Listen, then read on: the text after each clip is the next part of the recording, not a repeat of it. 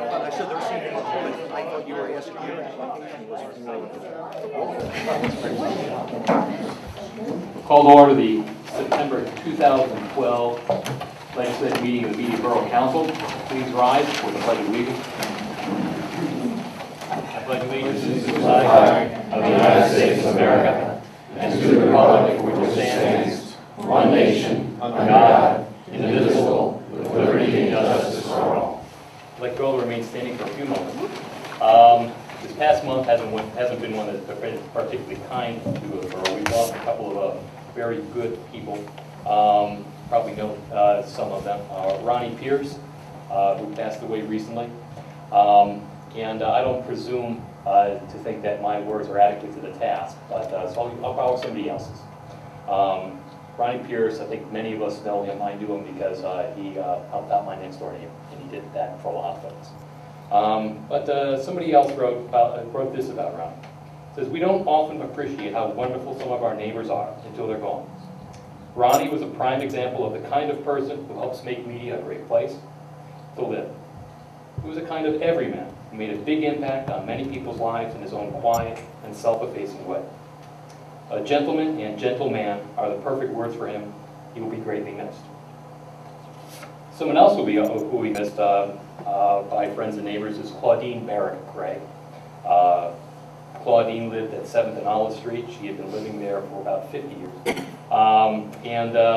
She had been working at the Register of Wills in Delaware County, trying to make everyone's unpleasant experiences as pleasant as possible.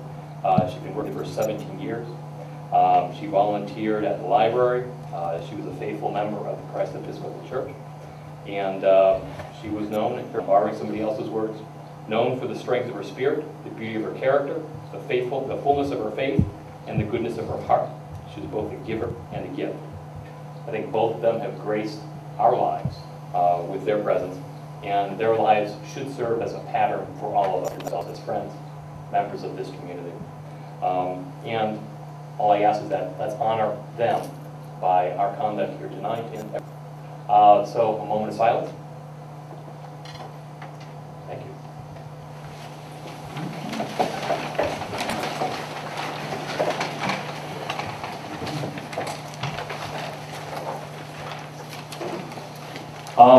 Before we get deep into the agenda, let me just announce that we did meet in executive session on September 6, 2012. That was our workshop meeting, and we discussed matters concerning property, personnel, and litigation. As everyone knows who has been following, those are we hit them all. Before we begin, let me introduce Monica Simpson. Monica Simpson is here by way of electronic hookup. Monica, are you there? I am. Good evening, everyone.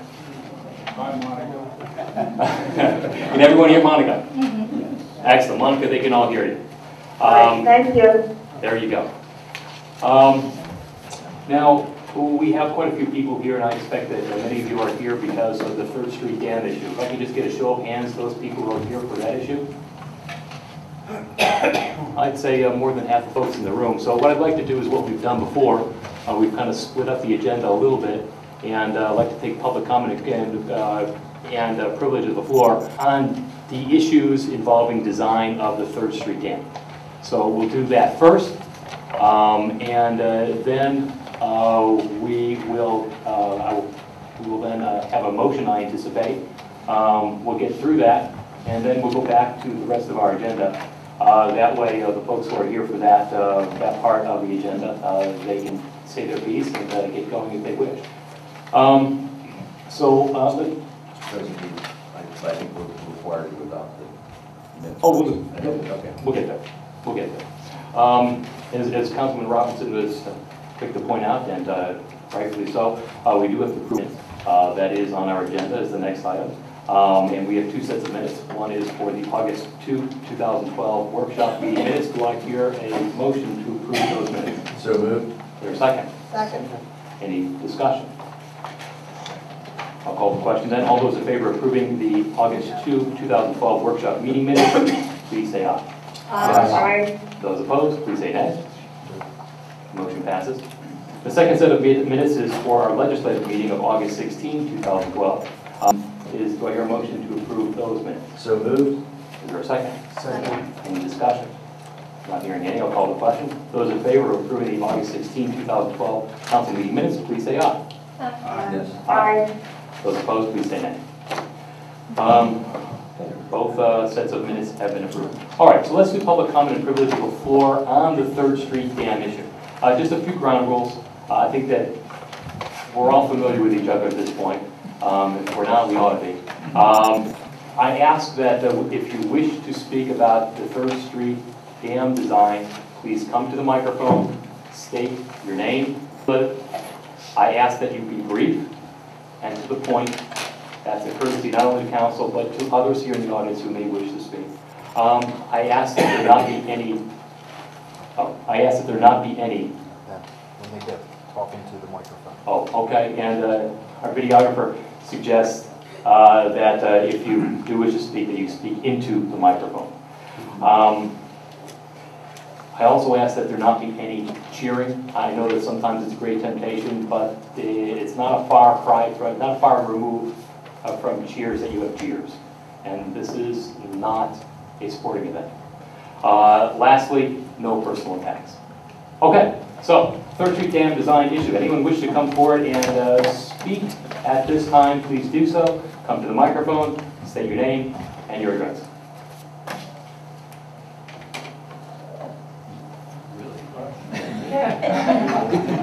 I'm Let's close. face it, you are close. Yes, I am. My name is Tina Mason. I live at 25 West 4th Street, right up the street here. You probably saw me blowing in a couple of minutes ago. Kind of late, sorry about that. As always, I want to thank council. Appreciate the opportunity that we're able to speak. And Yay Media, great place to live. I think that we're all proud and hold media dear to our hearts. So I said to my kids, I think I'd like to wear something media in the meeting. Can you grab my green t-shirt? So apparently I didn't realize how much media garb I wear, but there is one that I want to show you.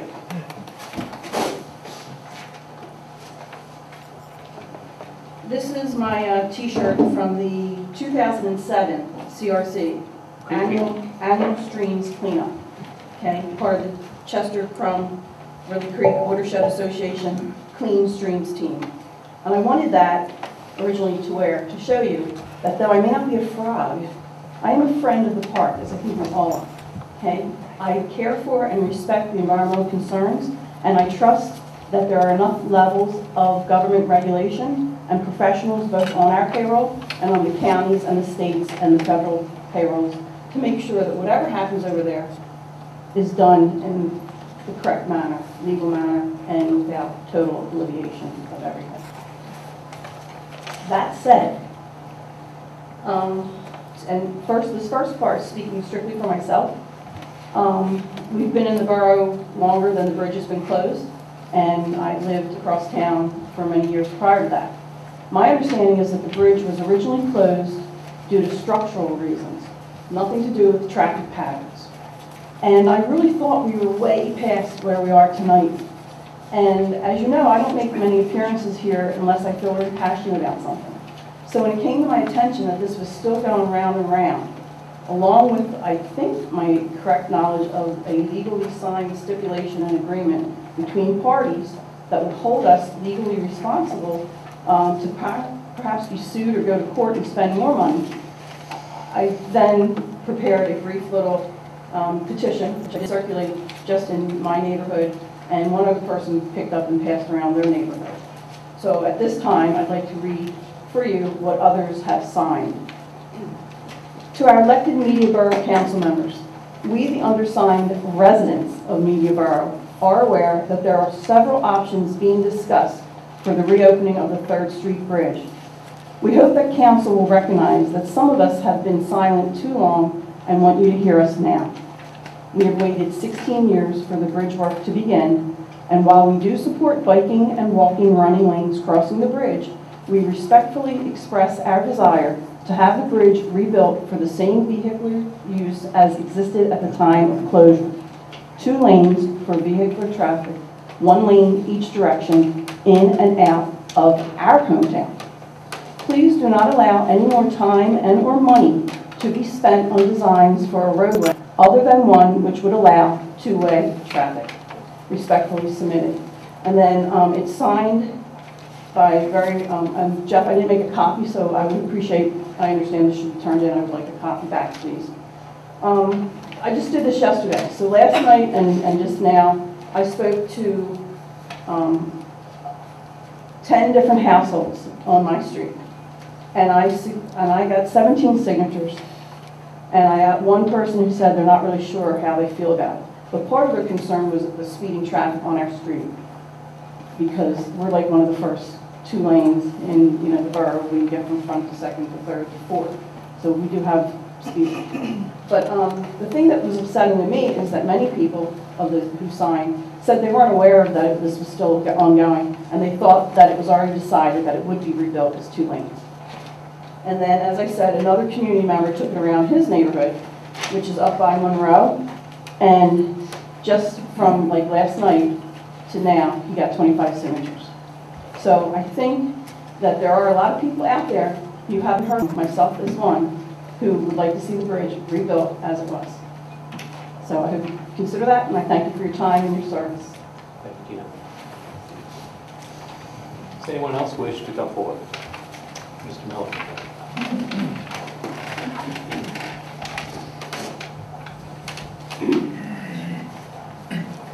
David Miller, 981 Oak Crest Lane, Media, Upper Providence. You made a, excuse me, an interesting comment for the lady who just passed as a valued member of the community. And my question to you, not to answer it at this time, but to think about it, where does a valued member of the community stop? Does it stop at borders or not? You have obviously, I have been under the impression that there has been times in this meetings that people from Upper Providence were not given time to express their desires as to how this should be handled, i.e. To open it to two-lane traffic both ways.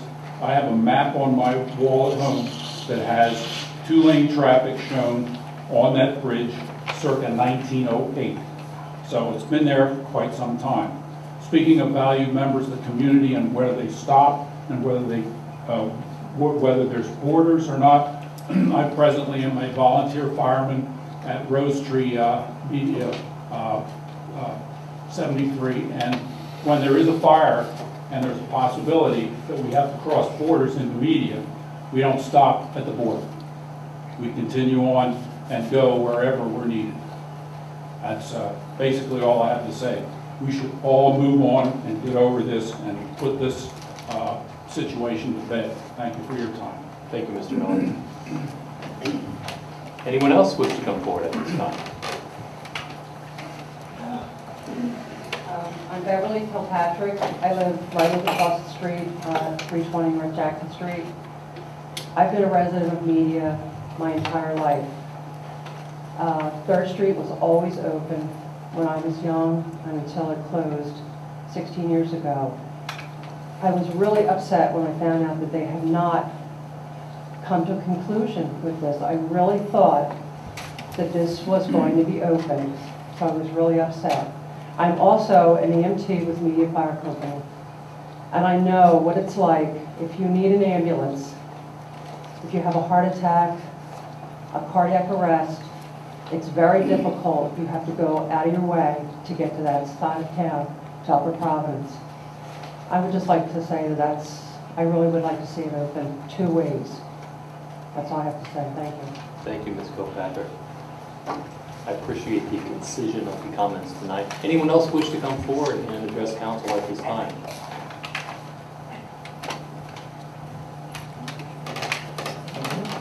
I see some pointing in the background. I don't know. That means that. He doesn't want to go. I wasn't prepared for anything.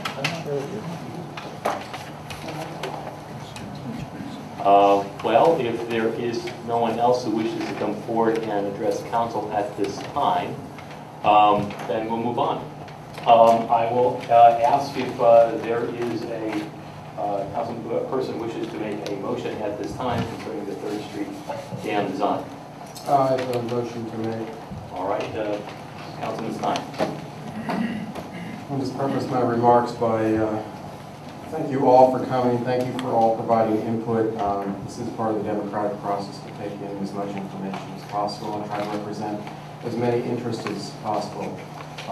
This issue has brought forth a range of opinions, and our job is to try to look at all the angles and try to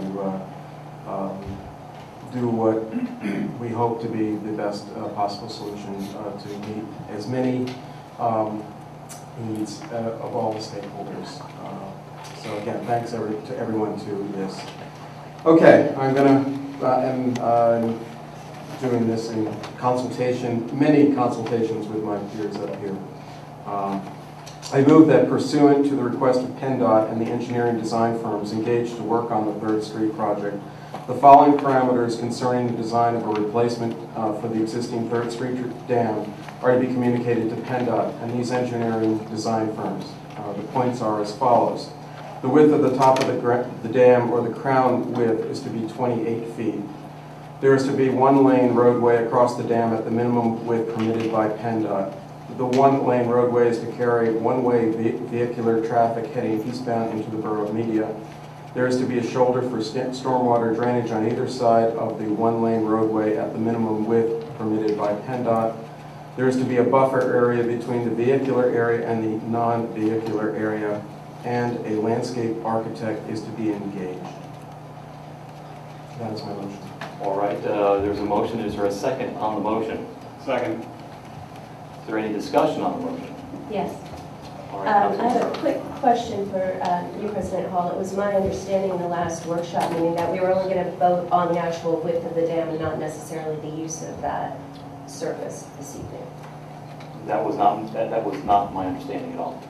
That was clearly my understanding. We disagree. Okay. I'd like to also say something to reiterate what Ms. Rowe has said. It's my understanding in that 2-hour session that we never discussed 1 lane, 1 way. We only discussed the width of the roadway, and that we were going to consider at a later time what the use will be. We talked about 2 lanes at 11 feet wide. We talked two runoff areas that were 2 feet wide, plus an additional area for a possible sidewalk. We never discussed 1 lane, 1 way, ever, in that 2-hour session. I would refer you to the July 2012 workshop meeting minutes where we did exactly that. Yeah, but talking the last July, discussion not that we August, had but the was that we last would be discussion. voting tonight on the width. And I believe that the furthest we got on the lane discussion was when we asked the engineer to confirm that a 28-foot width was more than adequate to provide for 2-lane, 2-way traffic should council choose to do that when that part of the discussion took place. And that, I'm assuming, Bob was able to confirm for us. But there was zero discussion about having to vote on the usage tonight. So I guess what we can do, the minutes will tell the tale, but I distinctly recall that Councilman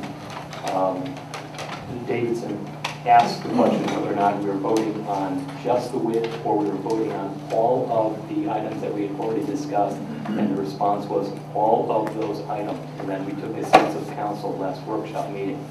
But we can disagree on what it is that we remember. That is what I recall. I'll confirm that I did ask that last workshop meeting. I don't know if you guys recall. Was that out of the room? No. Don't know.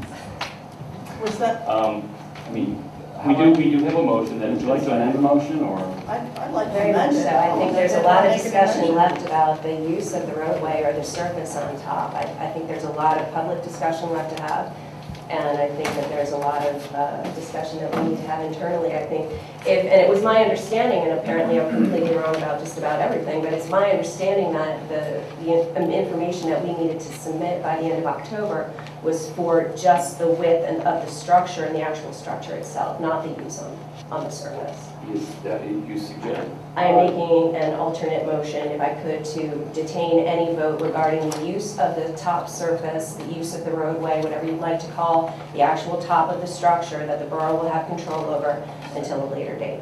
let's be careful what we're asking for. Are you asking It that would be we table the it would be motion? a table. Correct. Okay, so there's a motion to table Councilman Stein's motion. Is there a second to Councilwoman Rowe's motion to table? Second. There is a second. So that motion takes precedence over Councilman Stein's motion. So we have to vote on that first. All right. Does anyone wish to discuss the motion to amend before I call the question? I would ask if we could get the advice of our engineer with regards to requirements for road width regarding the 28-foot surface. I mean, does that 28-foot surface under our current grant and/or stipulation and/or future, let me retract on the stipulation since you're not an attorney, you're an engineer. If you could just state the facts regarding a 28-foot surface, would that be adequate under Pennsylvania law and/or if the borough had the ability to restripe, redo whatever, would that 28-foot surface be enough surface to adequately provide two-lane traffic? Let me jump in at this point. I don't know that that's relevant to the motion to table. It is because depending on what the engineer would say. Okay. Yeah, I think Fair enough. And my question relates to, depending on what the engineer says, would depend on how I may vote on the amendment. Mr. Rankin. Thank you. I'm going to rephrase the question to make sure I understand it correctly. The current motion is, and let's take away everything, I mean, I'm going to try to simplify it and say, if taking away the one-way, two-way pedestrian at a 28-foot crown, for a lack of better words, or surface, bare slate, would that be able to be used for two-way traffic?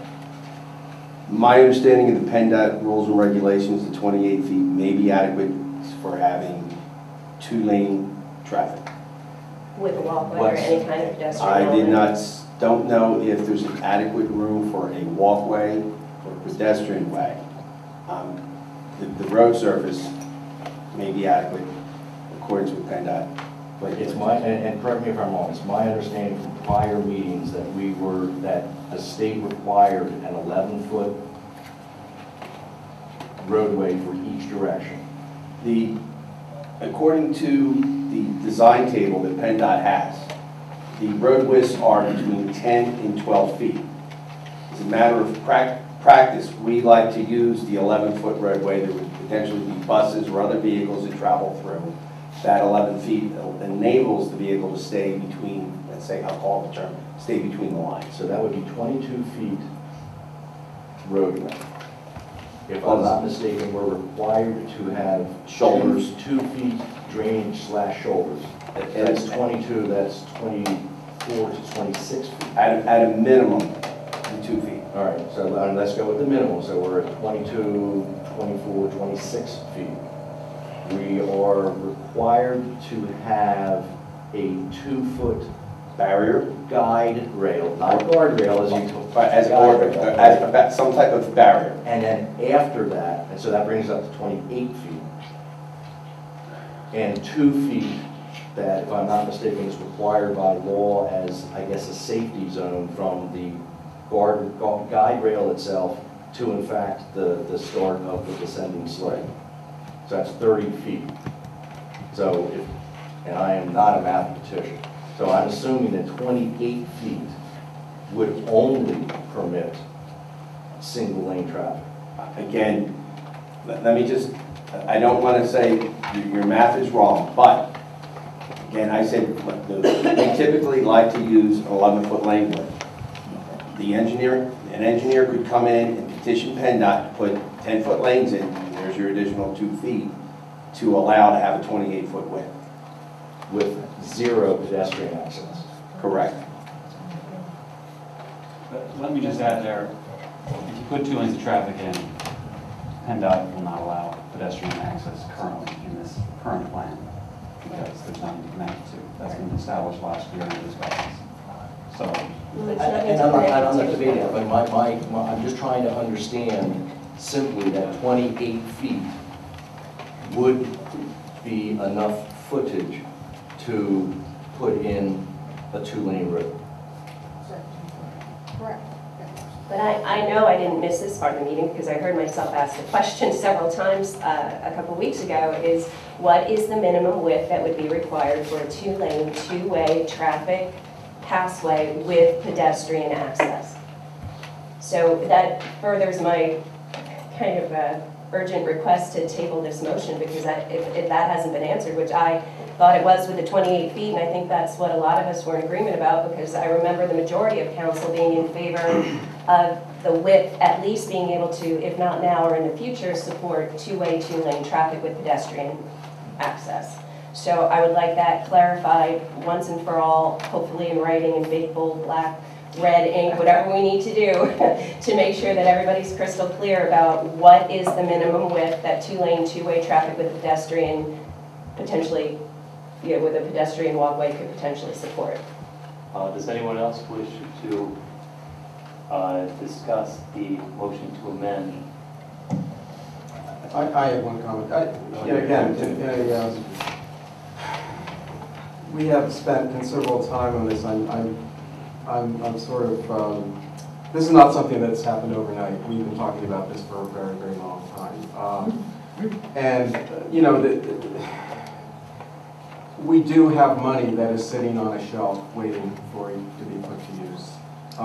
We don't have unlimited amounts of time, I want to remind this council. We do have to make a decision. That's what we're paid the big bucks here, is to make a decision on behalf of the citizens of this town.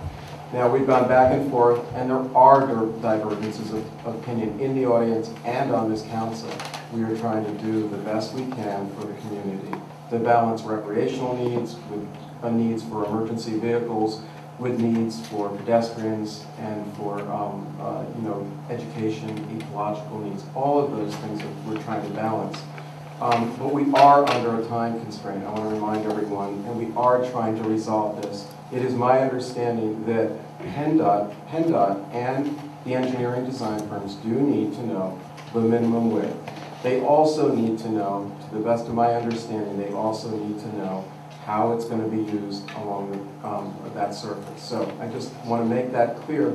We do need to provide this information because several $1 million, and both in state and also in county funding, is depending on our decision, and I don't see any point in waiting any longer. Yeah, we've been going back and forth here a little bit because it was just 2 weeks ago that folks were being assured that the money wasn't going anywhere and that we did have a bit of time. I mean, you can't say one thing 2 weeks ago and come up tonight and try to make a motion that's rushing something through that last week we all, were told that we had a little bit of time. So I'm not dismissing the fact, and I, of all people, have been, kind of up everybody's bones trying to get this moving along and worrying about the money and worrying about the potential legal ramifications of this and worrying about the money going away. So I don't know that I personally accept that as an excuse tonight to rush this through. I don't think it's appropriate. And Dr. Stein, I fully understand where you're coming. I do agree with Dawn, surprisingly,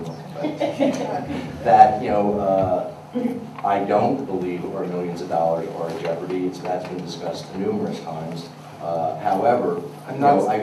I'm not suggesting that if we don't make this decision, we're going to lose all the money. I don't want to make that. I'm not trying to scare. I'm just saying we spent the better part of a year in discussions over these issues, and I just kind of feel it's time to make a decision. That's my opinion. Right. And the question which I would ask, we're putting out to you is, can you definitively tell me what the lane width requirements are? And I don't believe you can because our engineer can't. And so there is the issue that does 28 feet provide the ability for 2-lane, or does 28 feet provide ability for a single lane and a tremendous amount of pedestrian use? I'm not sure. The whistle. Everyone has the opportunity to talk. Councilman David. I just want to reiterate Councilman Stein's statement that basically we have been spending from June, July, August, and now it's September discussing this issue in workshop and somewhat in legislative as well.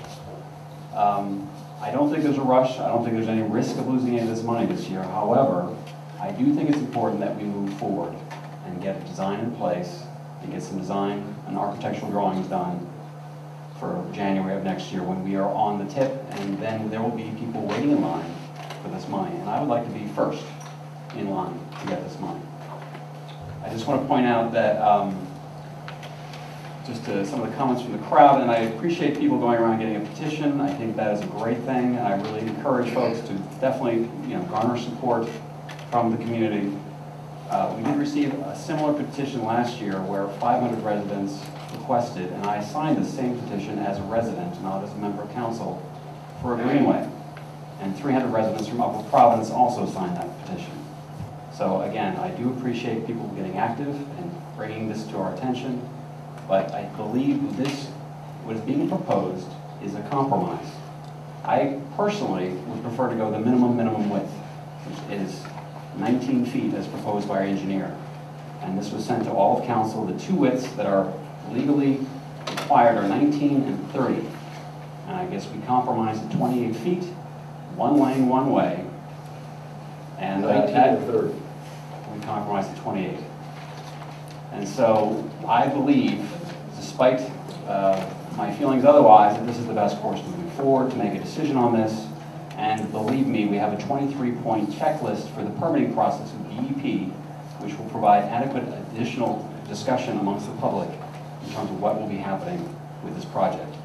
So at this point, I'm excited because A, we will get a huge pedestrian component to this park, an overlook. We can put benches, landscaping, all that kind of stuff in place, and it's a compromise. Okay, for the folks who are caring about the emergency access, the EMTs, I thank these people for their job, and what they do is invaluable service to both communities, from Upper Providence and Media. However, a one-lane road of 11 feet wide will be adequate for any emergency vehicle to get to and from Media and Upper Providence, going the wrong way if necessary, to get emergency vehicles anywhere across that bridge. So the compromise is you get your emergency vehicle access. It will save the 0.2-mile difference in getting to the other side of Upper Providence, and the folks who ask for the greenway will get a component of that they like. And that's all I have to say. Can I just ask you a quick question, though? Because I think, and disagree with me, because we were at the table, but I thought I heard you at one point during, it could have been the August workshop, saying that you agreed that we should have a minimum width that in the future could support two-lane, two-way traffic. That you thought that was an acceptable compromise. I mean, 4 or 5 of us at the table agreed about that. It could have changed, I don't know. I don't have my, I don't have a recording of what I said. I did say that it might make sense in the future to have 2 lanes, but again, I don't think that's the best solution right now for us. Right, but don't you want something that can support that solution being able to happen in the future? If future councils You decide build they an want a addition to the 2-lane bridge? road across there, we can have, there are 9-foot lanes. Correct. In Philadelphia, everywhere, yes. I'm just trying to, I just want to, President, one moment, Let's just Monica. clarify this. thank you. the design engineer sent me a table. Part of that table has the lane width of 10 to 12 feet, based on what their interpretation and PennDOT's interpretation of what the roadway classification is. The minimum lane width is 10 feet to 12 feet. Oh, 10 to 12, okay, well, so, Okay.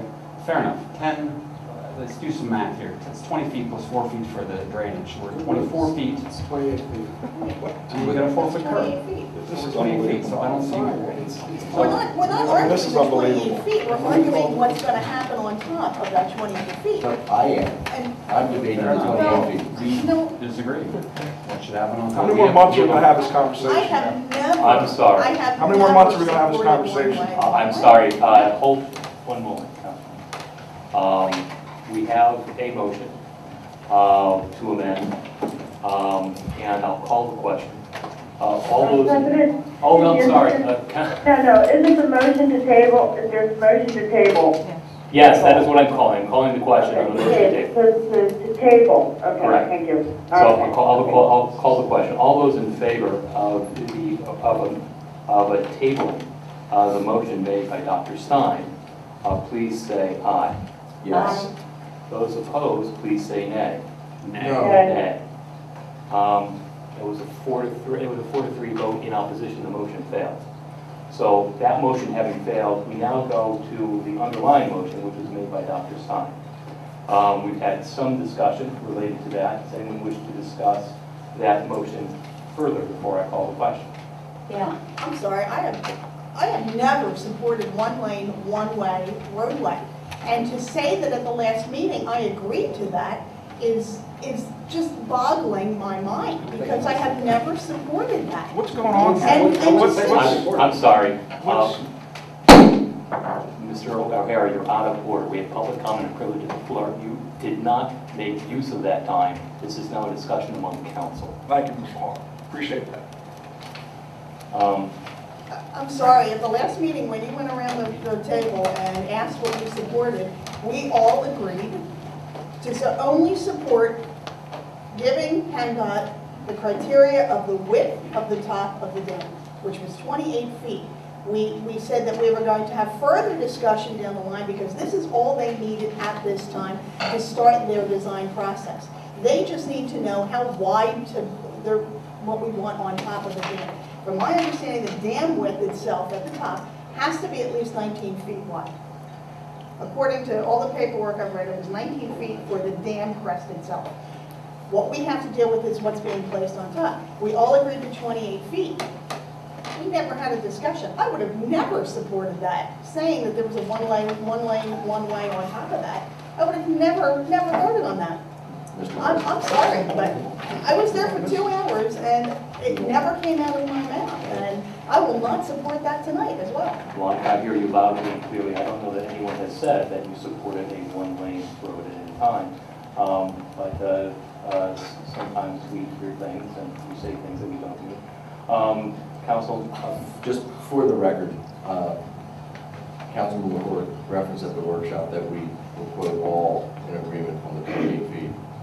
This councilman has never agreed to 28 feet. This councilman has never agreed to the dams.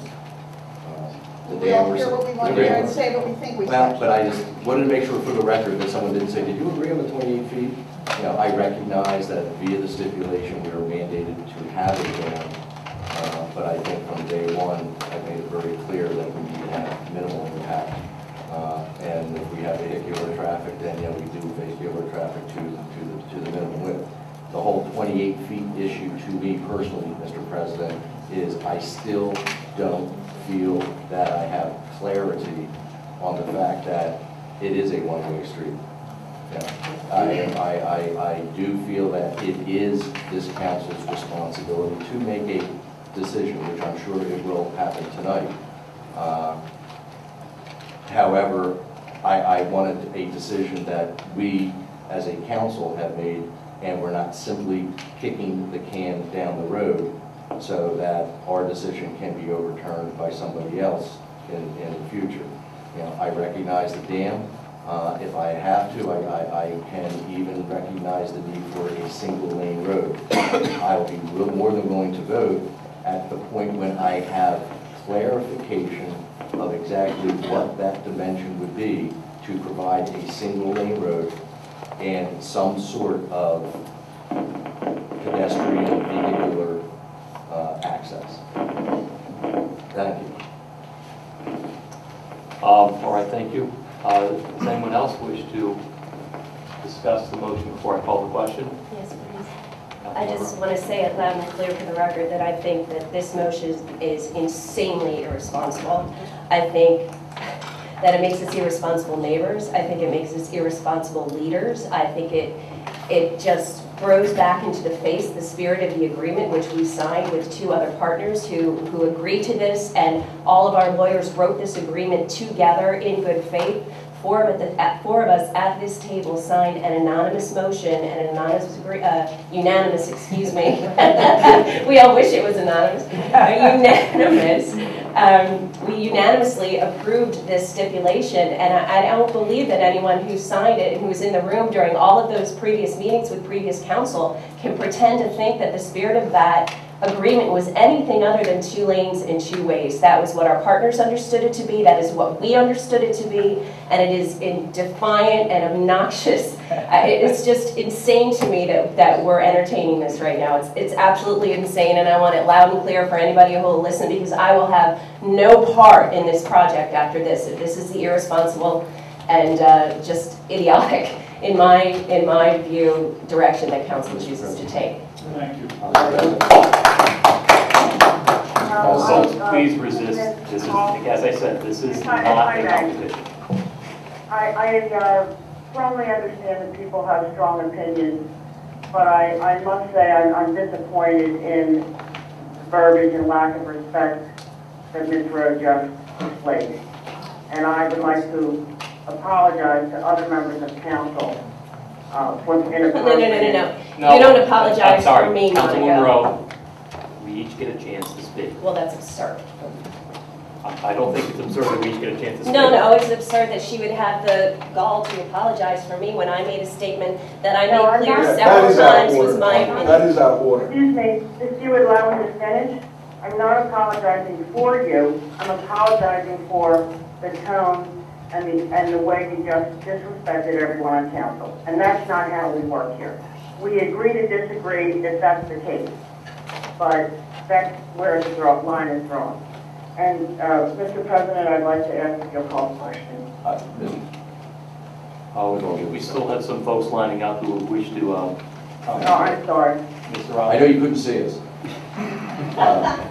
And Dawn, I fully respect your comments regarding, what you and other members, sitting members prior to this council had the spirit of the law. I did not and was not sitting here. I am looking at black and white. And the stipulation which I read and has been read by many people does not reflect that. And the spirit and the intent in a verbal conversation is one thing. The other factor is that what ends up on paper. And what I see on paper is not that.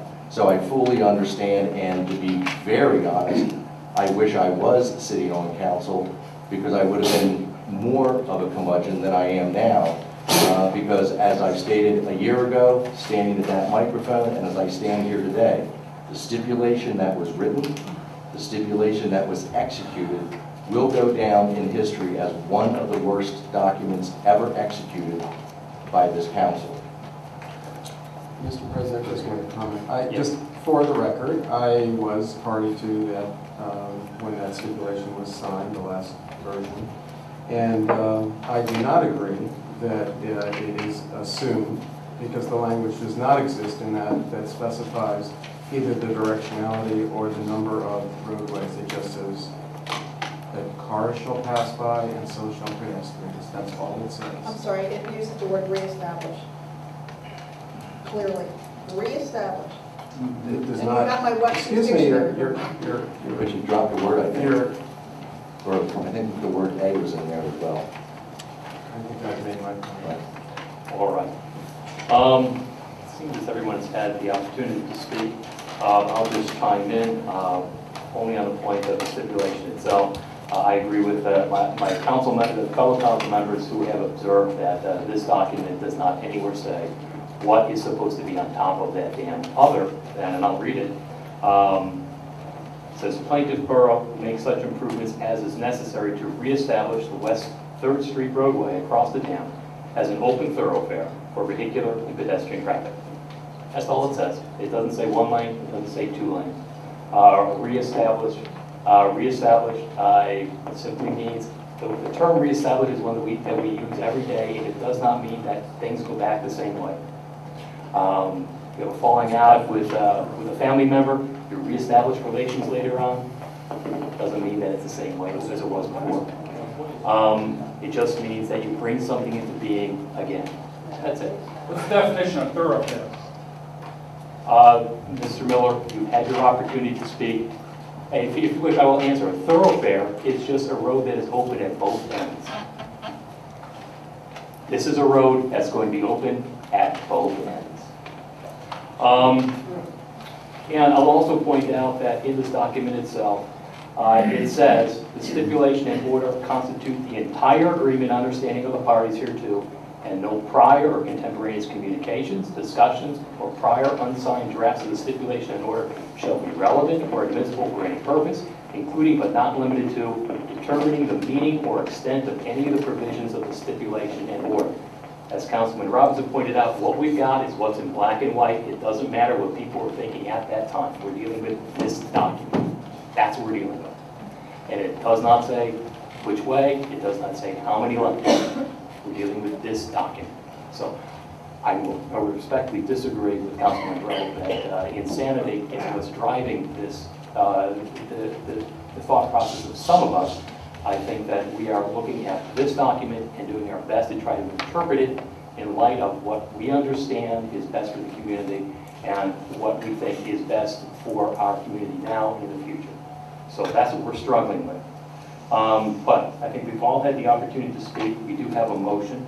I will read it again just for purposes of everyone's understanding and clarity, since it was about half an hour ago that it was first given. The motion is, and I'll read it, pursuant to the request of PennDOT and the engineering design firms engaged to work on the 3rd Street project, the following parameters concerning the design of a replacement for the existing 3rd Street dam are to be communicated to PennDOT and these engineering design firms. 1, the width of the top of the dam, or the crown width, is to be 28 feet. 2, there is to be a 1-lane roadway across the dam at the minimum width permitted by PennDOT. 3, the 1-lane roadway is to carry one-way vehicular traffic heading eastbound into the borough of Media. 4, there is to be a shoulder for stormwater drainage on either side of the 1-lane roadway at the minimum width permitted by PennDOT. 5, there is to be a buffer area between the vehicular area and the non-vehicular area. And 6, a landscape architect is to be engaged. That is the motion. It has been seconded. I'll call the question. All those in favor of that motion, please say aye. Aye. Aye. Those opposed, please say nay. Nay. Okay. Monica, I did not hear you. Monica? Yes, I vote aye. Okay. The motion passes 4-3. All right, so we are now through that sub-part of the agenda, and we're going to move now to the rest of our agenda. As I promised, we do have public comment and privilege of the floor, generally speaking. Why don't we just take a moment here. Those folks who wish to leave the room now, please do so. We'll hold off for a minute and then come back on for resume public comment and privilege of the floor. A minute, 60 seconds.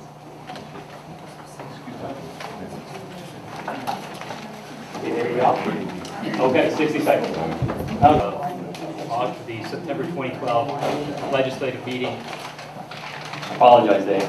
I turned my mic off. Reconvening the September 2012 Media Borough Council legislative meeting. We have public comment and privilege of the floor. Does anyone wish to address council at this time? Please state your name and your address. General Howard, 128 East 6th Street. I'd like to ask Kent Davidson why he didn't disclose the website web services he provided to the Friends of the Glen Province Park. All right, so the question is addressed to Councilman Davidson, although it should come to me. Allow me to see if we can get some clarification. Are you asking whether or not, are you suggesting that Mr. Davidson has some type of a conflict? Yes, he provided a website to the Friends of the Glen Province Park. Mr. Solicitor, could you please cite for us what the rule is concerning conflicts and elected officials? While I search for the language, I will tell you, I'll paraphrase. Are you sure?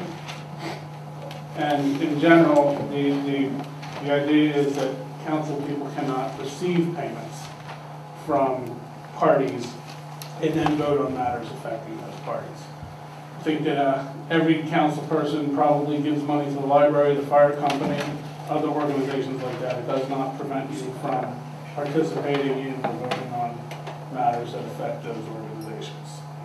So is the test whether or not the person is receiving some money from the organization, or is something of value? It is a pecuniary benefit to that person or that person's immediate family.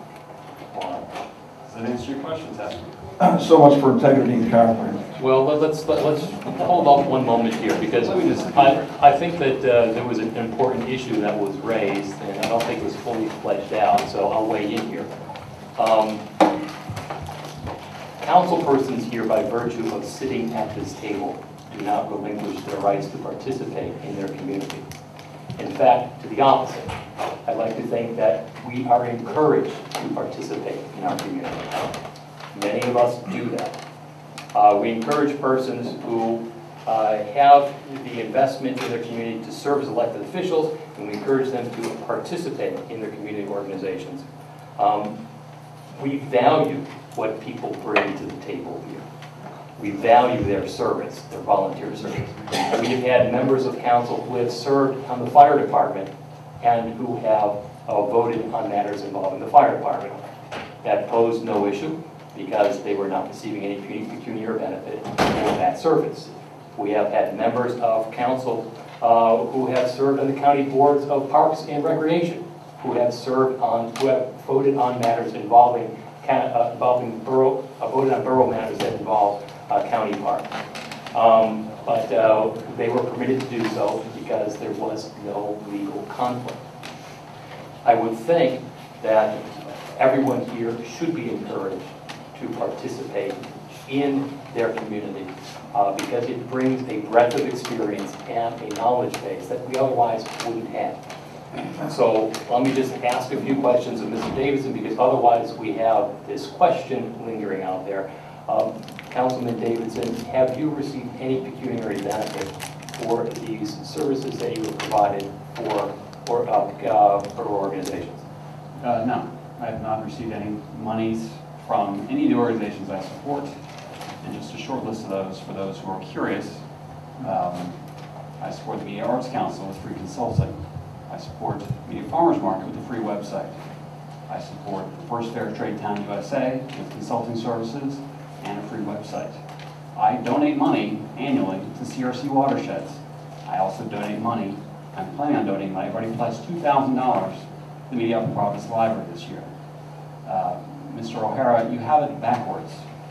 If I receive funding, that's one thing. I can give as much money as I want and as much of my own services to whomever I like.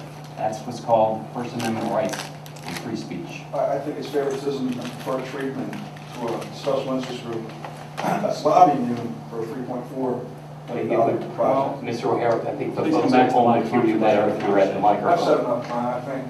I think we know what's going on here. Can I say something? Mr. Bill, we do have public comment privilege before you may. Why don't we? I got something right here on Google that's not true. So hold on 1 second, Mr. Go Bill. away. This is not my BlackBerry. I'm afraid if I touch something, Don't touch it. it's going to disappear. We'll get to you in a second. I think that the important thing here is that the issue is not whether you give, but it's whether you get. And we do not have any evidence that any council person has received anything that would put them in a conflict situation. All right, so I hope that resolves that question. We do have other persons who wish to speak, and we'll take them in turn. Just don't touch anything, Mr. Miller. We'll get it. It already went away once. It might explode. Don't touch it. Hi. On the note of giving, my name is Amanda Kaplan. I'm really loud in the microphone, sorry. I'm here representing Media PA Matters. We're a group of volunteers in media who are looking to transform the community's ideas into actionable items. So I just wanted to tell you a little bit about our groups, or remind you, if you've heard already, before it comes up later. Okay, so what our group is doing is we ask the community through a bunch of different websites what they wanted to see happen in media for transformation.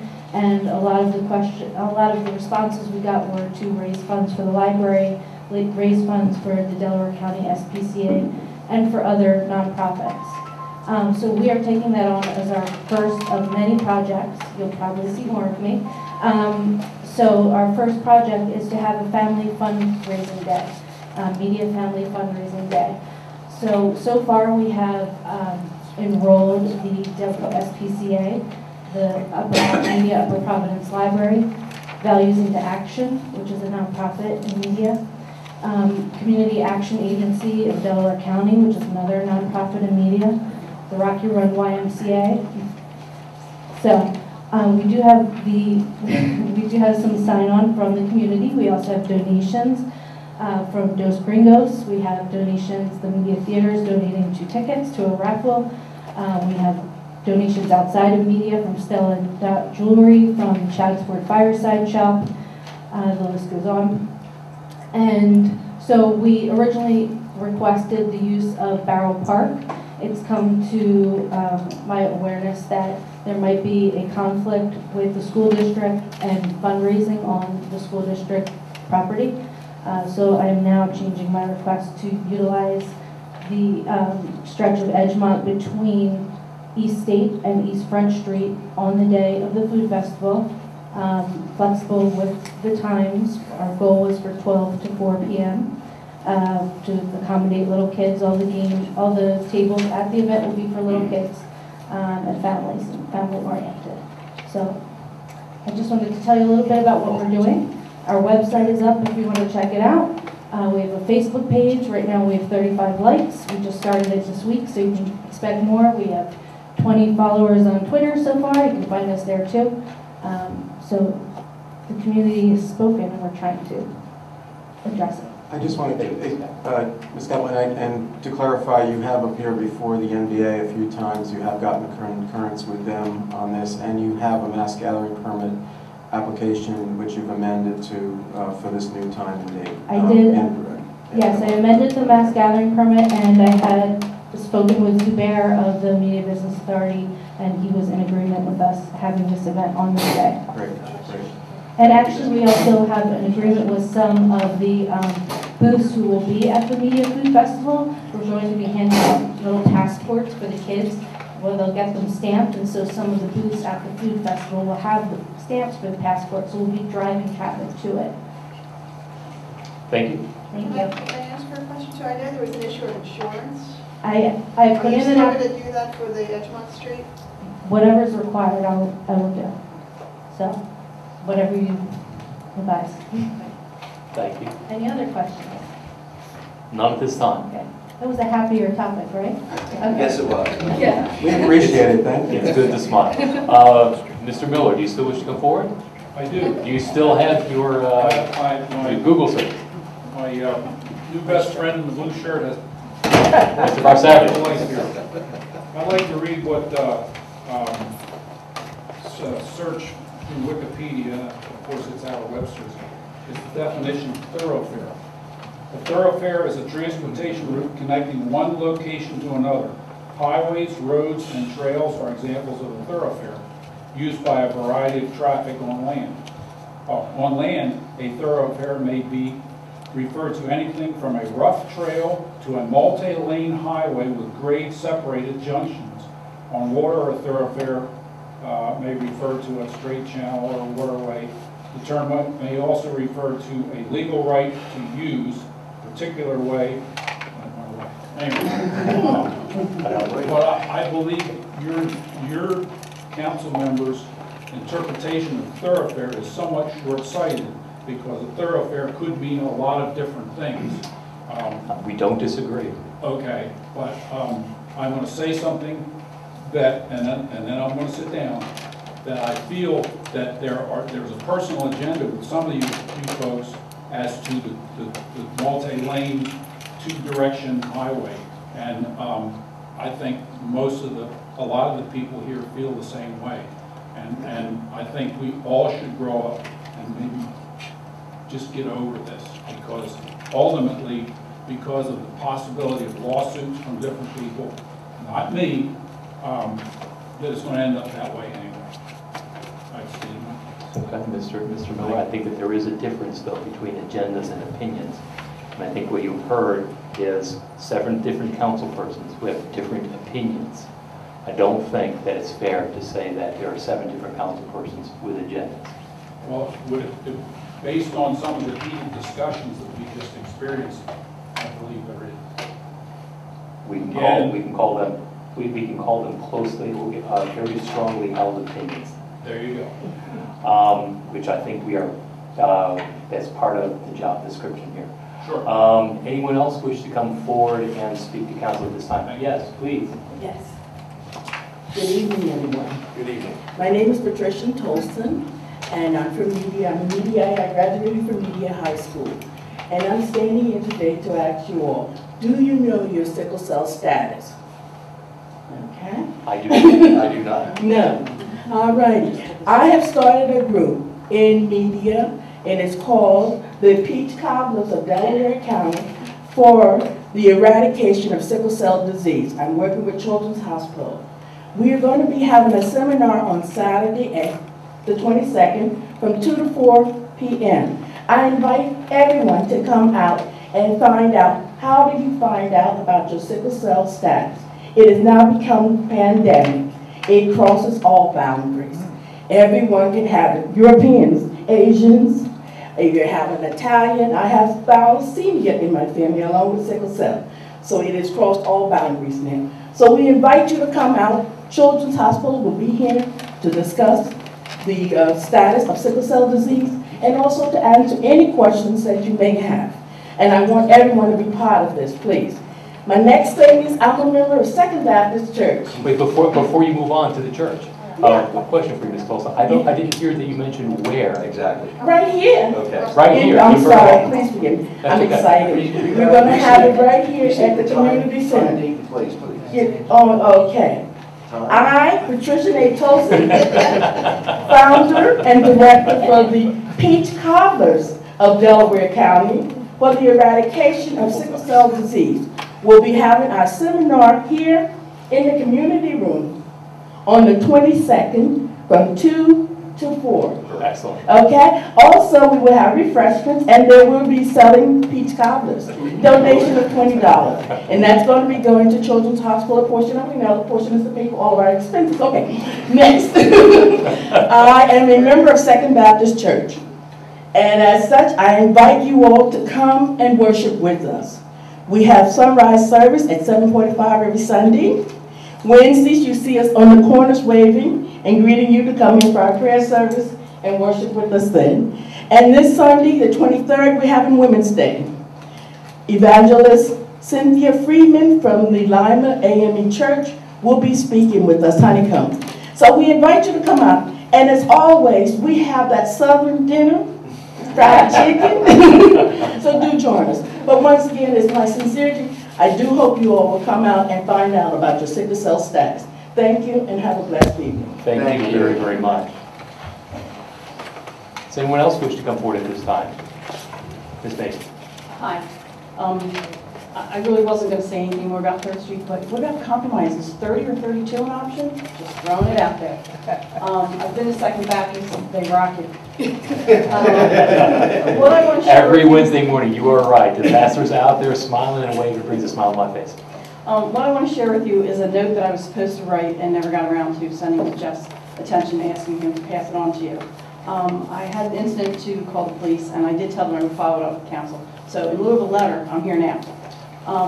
This goes to First Amendment rights and freedom of speech, the right to protest, the right to gather. I'm not 100% sure what our permit process is. However, I would like to encourage us to perhaps review it, Mr. Scott. I don't know how much information people have to share with you of what they're going to do before they're out there doing it. One weekend, the Acme, the folks who are picketing for the pet shop totally respect all their rights. I understand they have the right to be there. It's a public area. They're standing, they're having signs, they're even sitting on chairs. I get all that. I go into the market, they even have a little cage with some stuffed animals in it, you know, all good. I come out and I'm taken by surprise because now they have, I'm going to use the word scarecrow, it's not really the right term, but it's a likeness of a human being. And it was pretty obvious to me that it was meant to be an Amish man because he had his black pants with his white shirt and his thick black suspenders and the appropriate Amish hat. Now, in our community of diversity, I find it very offensive that any one group would be singled out. Yes, there's supposedly puppy mills in Lancaster. I don't, begin to know the extent of who does what. But I doubt that every Amish farmer who raises puppies in Lancaster runs a puppy mill. So that's why I called the police. I found that offensive. I understand they have the right to be there, but I don't think they have the right to block my pedestrian right away by putting up structures or whatever you want to call it of this statue person. Was that in the planning strip outside the loop oil? Yes, yes. So the officer was wonderful, Pinkett, the new guy, Pinkett. And I understand that sometimes this is what folks want, confrontation. Didn't say anything to them. But I just, again, encourage council to perhaps review what is required of us to know prior to people being out there. Whether it was taken down or not, I don't know, I didn't follow it up. But I did report it, and I asked that an incident be written up. Mayor, I'm not sure whether you saw it or not, and that's fine. I didn't see it, but I agree. And that's fine. But I did tell the officer that I would follow up with the borough manager and council, which I have now done. Tina, just clarification, because I thought you said it was at the Acme, or was it at the Acme Shopping Center, but at the Loop Okay. where they always are, right there on 252. Not trying to split hairs, but it Right. really is. No, because in the Acme Media is Borough, in not Nether Providence. Perfect, Right. thank you. Okay? So, Tina, I know that our code enforcement officer, Jim Jeffrey, has been out there and he has spoken with those protesters before. Mr. Smith, can you request that Mr. Jeffrey monitor the situation again and let us know if he sees anything along those lines? Thank you. thank you. Does anyone else wish to come before council at this time? All right, let's move into our agenda. At 9:10. Engineers report. Good evening, Are you everyone. still with us, Mr. Engineer? Yes, sir. I'll try to make this brief, go through. We performed a survey for Philip Green Park to establish grades so we can retrofit and repair and replace the storm piping. Status on the road resurfacing for 2012. We're in the process of receiving and obtaining a new schedule from Super to come in and pave the roads. I expect that to be done towards the 1st of October. Near and dear to everybody's heart, next is CMAQ, Congestion Management Air Quality. People were around. The contractor has been out this week fixing ADA ramps, which a few areas were not up to the correct grades. We also met with them concerning landscaping, which I discussed with Mr. Smith yesterday, and we are in the process of preparing a response back for replacement of some landscaping items. The bottom line, it's our understanding that PennDOT would like to have the contractor finished and out by October 1st, and at this point, all the items in the list are being completed and addressed to the borough's satisfaction. That is good to hear. Does anyone have any questions for the borough engineer at this time? Yeah, I have one question. Bob, going back to CMAQ, Yes, sir. Our favorite project.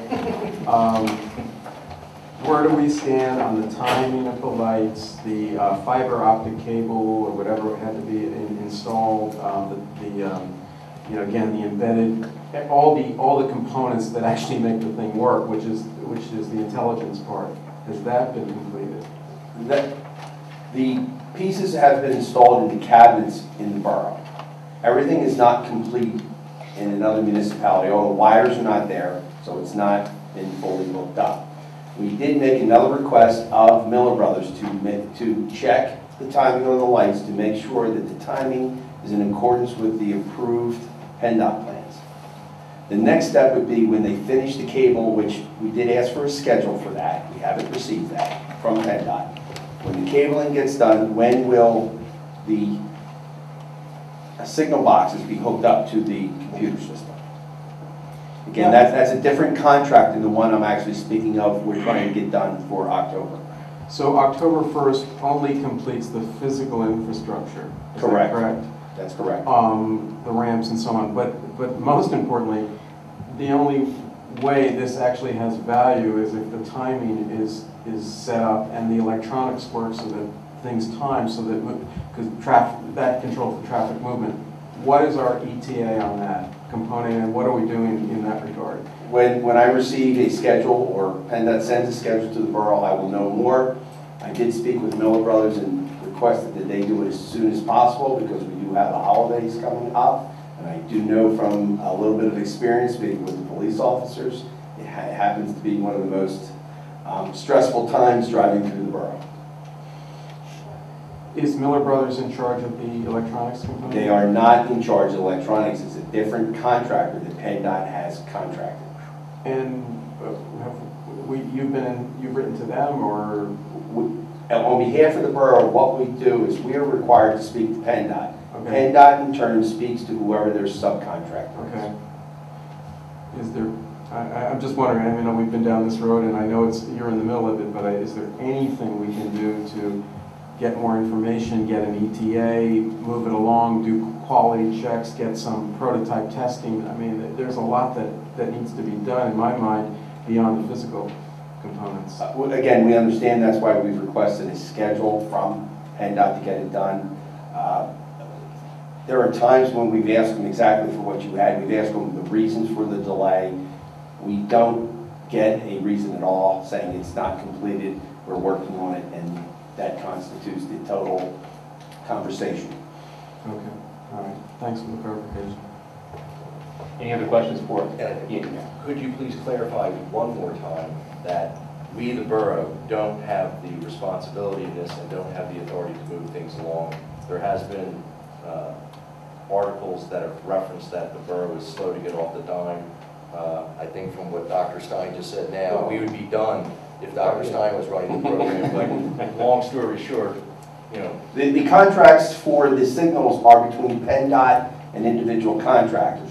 Not the borough. That's correct. The borough has no contractual obligations in this at all, except when everything's done, PennDOT's going to turn over the traffic signals, the lights, and so forth for the borough to own and maintain. And again, the borough has no contractual rights for any of these. Did our reporters get that? Just to note too, PennDOT is paying 100% of the construction. Correct. The borough's not paying it. All right. Any other questions for the borough engineer? We'll move on then. Solicitor's report. Thank you, Scott. I yield my time to the mayor. Mr. Mayor. Thank you, Mr. President. I have 4 items for discussion that will take a total of 4 minutes, no more. Okay? This is all important stuff. The police department handled a total of 806 incidents during the month of August. Copy is available. Once again, during the month of August, there were no burglaries. There were a total of 27 traffic details conducted throughout the borough during the month of August. That's item 1. Item 2 is 911. Since we don't have the dispatchers any longer, really, if you see something of that you're suspicious of, that may be a crime or whatever, you are to call 911. Unfortunately, many residents do not want to do that. They feel funny calling 911, they'd rather not. And we've had some things that I wish people would have reported, that they call later or write letters later and tell us about them when it's too late to really follow up on them. So, once again, I want to urge everyone, if you see something that you think is suspicious, do not hesitate to call 911. I would appreciate that. Third item, a proclamation, and this is thanks to Nick and Denise at Seven Stones, that it is the proclamation International Day of Peace. Whereas peace embraces the deepest hopes of all peoples and remains in humanity guiding inspiration, and in 1981 the United Nations proclaimed the International Day of Peace be devoted to strengthening the ideals of both peace and among all nations of people. So therefore, tomorrow, September 21st, 2010, we will resolve that it's the International Day of Peace. And again, Seven Stones, Denise and Nick are at the forefront of this. They hold concerts on Fridays. And I'm sure tomorrow we'll be in the Plum Street Mall, will be a nice concert. And Jeff, we to present this tomorrow, or do you want to do it? I'm sure they would appreciate it if you present it, that'd be great. Okay, I will try to do that. My fourth item is the Today in America show, where we are really emphasizing the partnership that the county, the school district, the Media Business Authority, and the borough have. This is the Terry Bradshaw show that some of you have probably seen. And it really gives us a chance to expand the recognition of the Media Borough. We could probably say that we are the second most recognized town in the Philadelphia region when it comes from a positive publicity standpoint.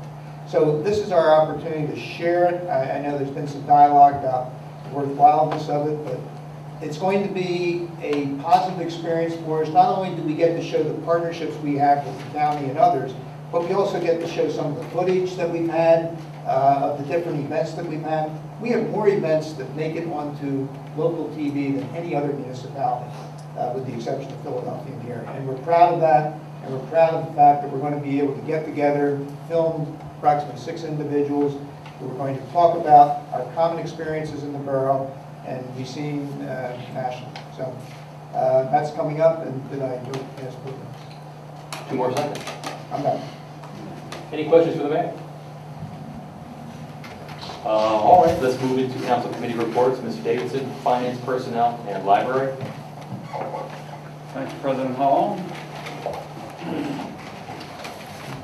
I've got a full agenda this month. I'll start with the easy stuff, payment of bills. Finance met 2 days ago on Tuesday at 4 o'clock in the Borough Conference Room upstairs. And the Finance Department hereby makes a motion to pay all bills for the month of August in the amounts of $346,079.97 from the general fund. From the general fund, recreation fund, and capital funds, please say aye. Yes. Aye. Those opposed, please say nay. The motion passes unanimously. Okay, next up is more of a housekeeping issue. Last year, our treasurer, Mr. Deitch, was fallen ill, and in his absence at the ability to attend meetings for what's called TCC, Tax Collection Commission, one of our current accountant was appointed to attend those. So this is essentially bookkeeping. We do have a new treasurer, Mr. Williamson, and so this motion is to make Mr. Williamson the voting member of the TCC for Delaware County, which collects our EIT taxes and media. So,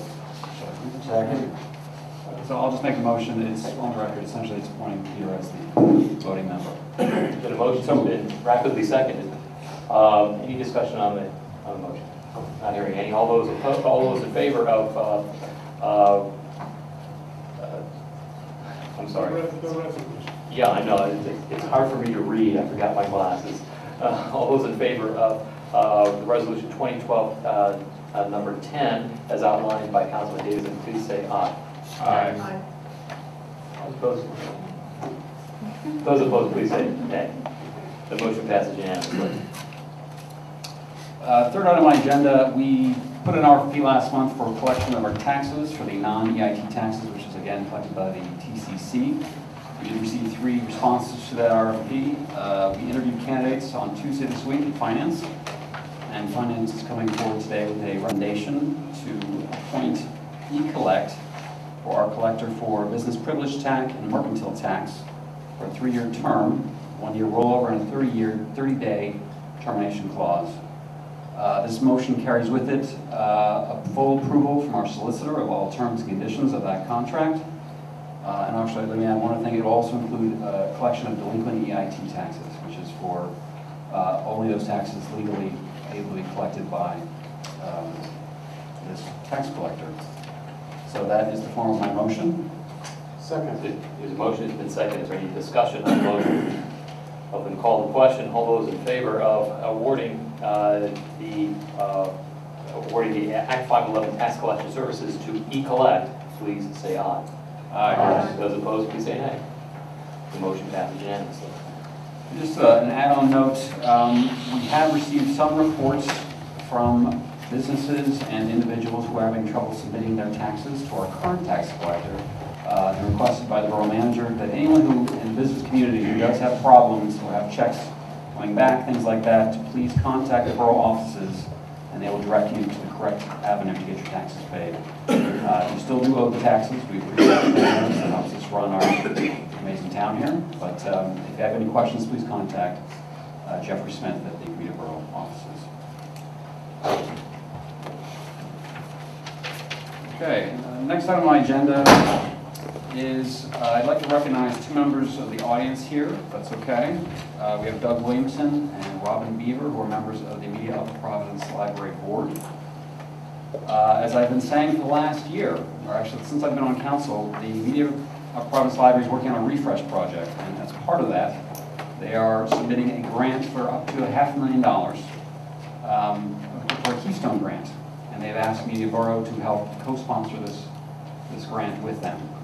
So I make a motion to authorize the submission of the Keystone grant for the Media Upper Providence Library by Media Borough.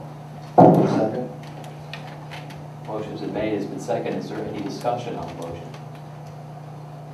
I'll then call the question. All those in favor of authorizing submission of the Keystone grant for the Media Upper Providence Library, please say aye. Aye. Those opposed, please say no. Mr. Smith, I must abstain from the vote. Motion passes. Okay, moving on. You should, excuse me, sir, when you abstain, you should abstain. You're right, I should. And there's- As it turns out, one of my daughters just recently was offered a position at the library, part-time shelving books on Sunday, minimum wage, but unfortunately, that means that I cannot vote on matters concerning the library because a member of my household receives a pecuniary benefit from the library. If minimum wage is a benefit. If shelving books is a benefit. It actually is. In the children's section, absolutely. Okay, next up, just as part of this library grant, we've authored a letter, which I will read verbatim. Dear Mr. Shields and Media Upper Providence Free Library, Library Board of Trustees, Media Borough is pleased to express its continued support of the Media Upper Providence Free Library Building Renovation Project, and it wishes to acknowledge its support of the Media Upper Providence Free Library's application for the 2012 Keystone Recreation Park and Conservation Fund Grant Program. Media Borough supports Media Upper Providence Free Library in applying for this grant, which, if successful, will significantly enhance library services for the residents of Media Borough and Upper Providence Township. Media Borough is dedicated to financially supporting Media Upper Providence Free Library's building program, and it will work with its residents, the Media Upper Providence Free Library Board of Trustees and Upper Providence Township in finalizing an appropriate funding plan. Media Borough therefore respectfully requests all parties involved to award a Keystone grant to the Media Upper Providence Free Library. Sincerely, Media Borough Council. Is that in the form of a motion? That is in the form of a motion that we authorize the President to sign this letter. Second. Motion's been made, it's been seconded. Any discussion on the motion? I will call the question then. All those in favor of authorizing the letter as read by Councilman Davidson to the Media Upper Providence Free Library regarding financial contribution, please say aye. Aye. Those opposed, say nay. Again, note my abstention for the reason previously given. Okay. The motion passes. Thank you. Yes, one of the items not on my agenda tonight. Jeff, do you have the other one? As part of the Finance Committee's moving forward with this project, we've spoken to a variety of different financial consultants and figuring out ways that we can help Media Upper Providence Library reach their financial goals in raising what is now $2.5 million to fund their project. As part of that, we talked to a bond company last month. We also spoke with a financial advisor. As part of that, it's been recommended that we send a letter to local banks and ask them if they would give us terms as basically as a research tool on a loan for up to $700,000 to fund the library for a term of up 10, 15, 20, 30 years.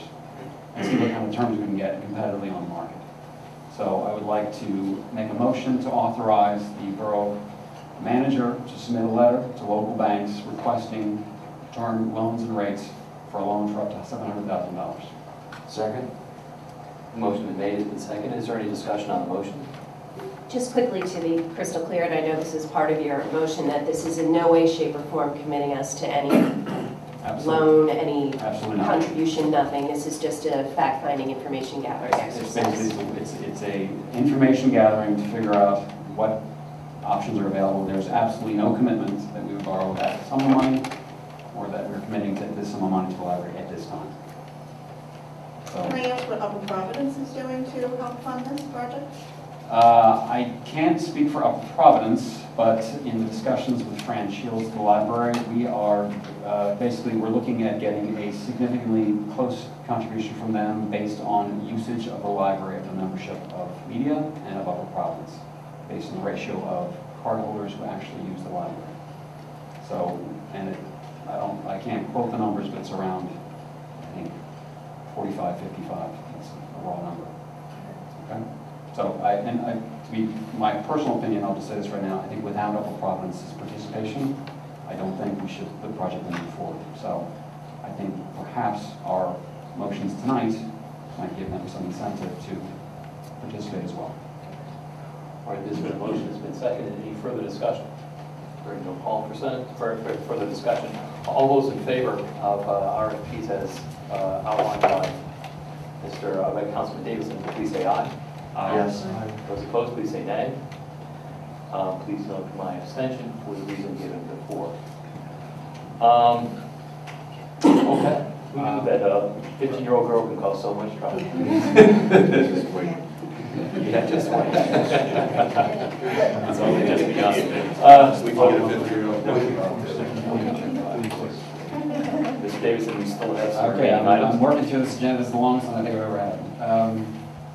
Next up, we have what's called an MMO, which is the minimum municipal obligation. So we have pensions for our police force, as well as for our non-uniform employees. Each year, we have financial advisors who recommend how much to contribute yearly to these funds. And so we have received a report from our benefits group who has recommended that this year we contribute for the media police pension fund a total of $564,183 to their pension fund as a minimum value, and $158,937 to the non-uniform employees pension fund. So I'm so moved in the form of motion. Second. Is there a second? The motion has been seconded. Is there any discussion on the motion? Hearing none, I'll call the question. All those in favor of approving the 2013 MMO concerning non-uniform employees and police pension plans and our contributions the same, please say aye. Aye. Aye. Those opposed, please say nay. Motion passes unanimously. So my final point is that in personnel, we are looking at the reappointments to various boards and commissions. And one of the things we decided was that it would make sense to start earlier to find candidates for boards and commissions. So therefore, we are sending letters out to anyone whose term is expiring this month. And personnel will meet again and determine how we're going to go forward in getting the best possible candidates for all our boards and commissions. And I will invite all members of council tonight to discuss the members of your board or commission. I have no idea I appoint any of my boards or commissions, but everyone else does. To discuss who is up this year and and talk about the strategy moving forward, I guess. All right. Conclude my report. I will keep out the news of the library, which is basically the funding, and everyone else will be covered. So that concludes my report. Thank you, Councilman Davidson. Does anyone have any questions for Councilman Davidson? Hearing none. I'm going to change things up a little bit here because we have members, we have a person in the audience here who have been patiently waiting, and I'll see if we can address some of their issues before we get too much deeper into the evening. Why don't we move over to Councilman Robinson? Perfect. It was nice of you. One thing on my agenda is needed for a vote. There's one thing on my agenda for this evening that will be required vote, and that is the mass gathering permit for media PA matters. Amanda was nice enough to give a little conversation night, but even though you did forget to reference that your web address is www, which I know everyone knows anymore, but I still say it, MediaPAMatters.com. And Media PA Matters on Facebook and Media PA Matters on Twitter. The original permit was requesting the use of Borough Field. Right now, there are some potential and or possible issues with the school district for using Borough Field. So therefore, the applicant has requested that we amend her application for the use as indicated earlier for Edgemont Street between East State Street and East Front Street, essentially between the school and the playground, for the 7th of October from 9 a.m. to 7 p.m. I'd like to make a motion that we approve this mass gathering permit, however, with one requirement that we do speak with our fire department and our police department, and if they have no issues, or find a way in which we can assure the safety of your group, the food festival group, and the residents of Borough Media, I see no issue. I will be the first to say that I was apprehensive this evening, but as I referenced to Amanda, sometimes democracy does work, and I spoke to my fellow members of council, which all had no issue, and with that I changed my mind. You know, we may want to write this date and time in. So with that, I make a motion to approve the amended application to use Edgemont Street for 7 a.m. to 9 p.m. October 7, 2012 for the gathering of a nonprofit under the name of Media PA Matters. Second. The time is 7 a.m. to 9 p.m. Right, that, I do have a question about that. 9 a.m. Ms. Kaplan? I'm sorry, 9 a.m. to 7 p.m. Thank you. 9 The a.m. event is actually, should I go? Yes, please. Please, yeah, These please get guys- clarification. I would like clarification. So I thought I heard the hours of 12 to 4. Yeah. Right, I'm flexible on the times. The event is, I like it to be from 12 to 4, so we just need to allow for setup and breakdown times, so I'm flexible on the time. How much time do you think you'll need for setup and for breakdown? I think if we went from 10 to 6, it might be good, and then the food festival might be wrapping up around then. We'd already be broken down between 4 and 6, and we'd have that throughway again. Okay, excellent. Mr. Robinson, are you? Yes, no problem at all. All right, so Mr. Robinson's motion has been amended to reflect the time of 10 a.m. to 6 p.m. for the event. And the motion's been seconded. Is there any discussion on the motion? Hearing none, I'll call the question. All those in favor of granting the mass gathering permit concerning the Media PA Matters community fundraising event, please say, for October 7, 2012, between the hours of 10 a.m. and 6 p.m., please say aye. Aye. Aye. Those opposed, please say nay. The motion passes unanimously. Thank you. Thank you.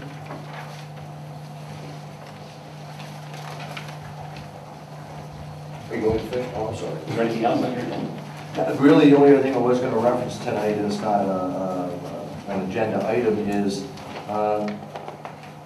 we actually got some liquid fuels from Delaware County this year. Excellent. $7,695. That is another date that we should put on the calendar because it does not happen that often. So that is a good thing. And that's it. And really just the last thing I did want to say that you referenced earlier, Mr. President, is Ronnie was an individual that will be sorely missed. I had the privilege of working with him when he was an employee of the borough. The most important thing about Ronnie is I guarantee he could, when he smiled, he could make anybody smile back. Absolutely right. A man that always had, only good things to say and was just a fantastic individual, and I will miss him dearly from waving, saying hi, and a smile on the streets meeting. I agree. 42 years of service, paid service to the Borough Media, plenty more years of service to the community. Does anyone have any questions for Councilman Robinson at this time? All right, so let's, I'm going to hop through the agenda here. We still have some folks who have been waiting patiently. We have some high-priced talent, Mr. Buckland. I know you've been waiting patiently for your moment. So I'm going to jump over to my portion of the agenda, Community Development and Media Arts Council, and I will take the application for 301 East Jefferson Street out of turn. This is the property that's located in East Jefferson and Radnor Street. At present, there is a 3-story Victorian. That's correct. With a garage in the back. That's correct. And the proposal is to retain that 3-story Victorian, subdivide the rest of the lot so there is a single-family home and a twin on the balance of the property. That's correct, and the garage will come down. And the garage will come down. This has gone to planning, and the planning commission has approved or has recommended that council approve the preliminary land development and subdivision approval for this project with the following conditions: that the applicant resolves to the satisfaction of Bob Johnston the technical issues listed on the engineer's letter of August 27, 2012. And the planning commission also granted 6 waivers that were requested, one of which was involving a driveway turnaround, which just doesn't fit into the plan, and one of which involved modifying grading the tree line of an existing tree. It's a difficult grade on the property. Yes. And the rest, I think, were ministerial or concerning documentation of the plan itself. So I'm prepared to make a motion that that we approve preliminary land development and subdivision of the property at 301 East Jefferson Street. Second. And I think that Vice President Pro Tem, Dr. Stein, gets to call the question. I thought that was the form of the motion. I do apologize. I'm sorry, you caught me off guard there. Yes, I'd like to call, can you give me the exact wording? Why don't you call the question of the motion as described by Councilman Hall? Thank you, I appreciate it. Thank you for clarity. You didn't warn me. I'd like to call the question on the resolution as previously worded, on the land development application 301 East Jefferson Street. Second. You're calling the motion itself. Did you call the motion? No, I think that Vice President Pro Tem Stein. Call the motion, you Yes, seconded. I seconded it. Okay. Thank you. Second. Discussion. Any discussion? Thank you. Discussion. I just like I to just- go ahead. I'd just like to say, I appreciate when Land Development Town retains existing historic buildings. I'd just like to say, I'm glad to see you've done that and on this board. Well, thank you. Ken beat me on that point, and number 2, just would ask that, recognizing what is occurring with Media Elementary School being located at Nativity for this year, and I recognize you'll be glad to do it, and so will the contractors, to be sensitive to the residents. It is going to be, could be traffic issues, could be congestion issues, and just please ask whoever's doing work on the construction to recognize that, there's a little bit more people there than what normally are there, and let's all play in the sandbox very well together. Okay? Thank you. Any further discussion on this motion? Not hearing any, I'd like to move forward to a vote. All those in favor of this motion, please say aye. Yes. Aye. Those opposed? The ayes have it unanimously. Thank you, members of council, for any questions. Welcome. Thank you for bearing with us this evening. My pleasure. Now, we have Mr. Garifo. Okay. Again, waiting patiently. You've been here probably a little longer than most of this evening. Yes, my borough.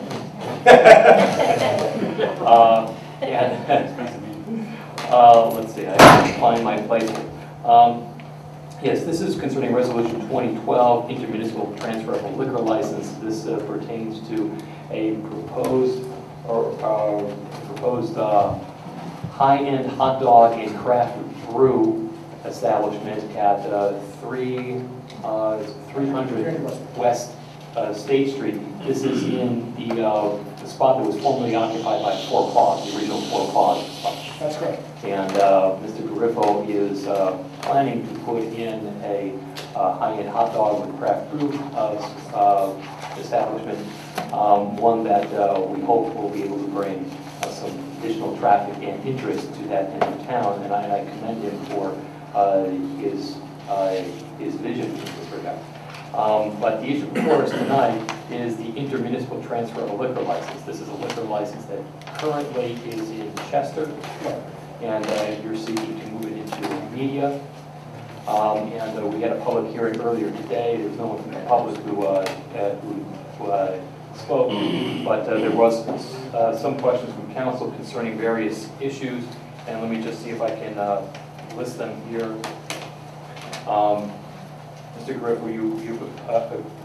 as I understand it, you've agreed as a condition of the transfer that you are willing to put in place adequate recycling, cigarette butt disposal, not to put advertising on any umbrellas, that the breakdown between food sales and alcoholic sales will be at least 65-35, 65 food, at the most 35% alcohol. That's correct. Were there any other conditions that I'm forgetting at this time? There is the ordinance in place. Well, our standard agreement has a requirement that any subsequent sale of the license get the council's approval. He said there's.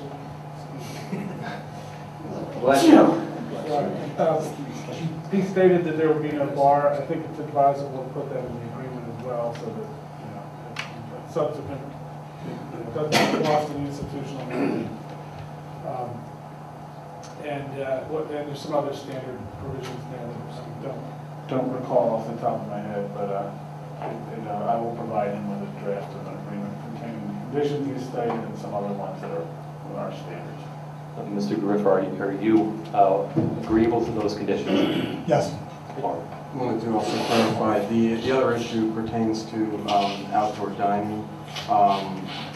Typically it goes, if my memory, I think it's about the middle of May to the end of September is the time frame for the outdoor dining. Is that correct, Mr. Smith? Yeah. So I would assume that we would want to put in there that it's in accordance with that existing. And I don't know if,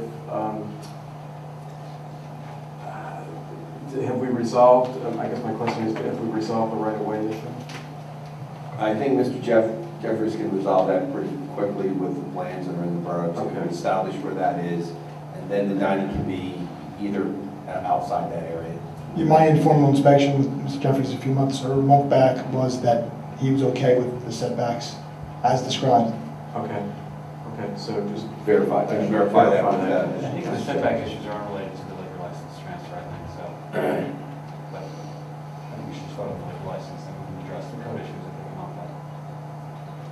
But part of his application was to have outside dining to make it more palatable instead of having, we can place that instead of having X seats, it would be X plus outdoor seating, which is going to make a significant difference with regards to his 65-35 requirement.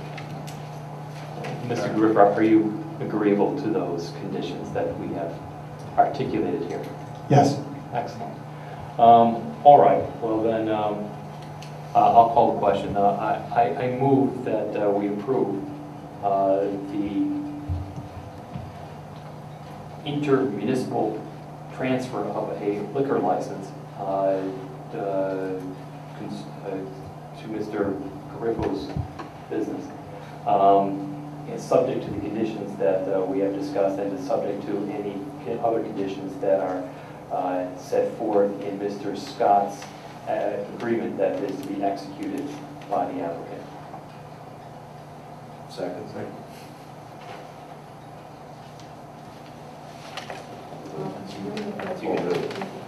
Okay,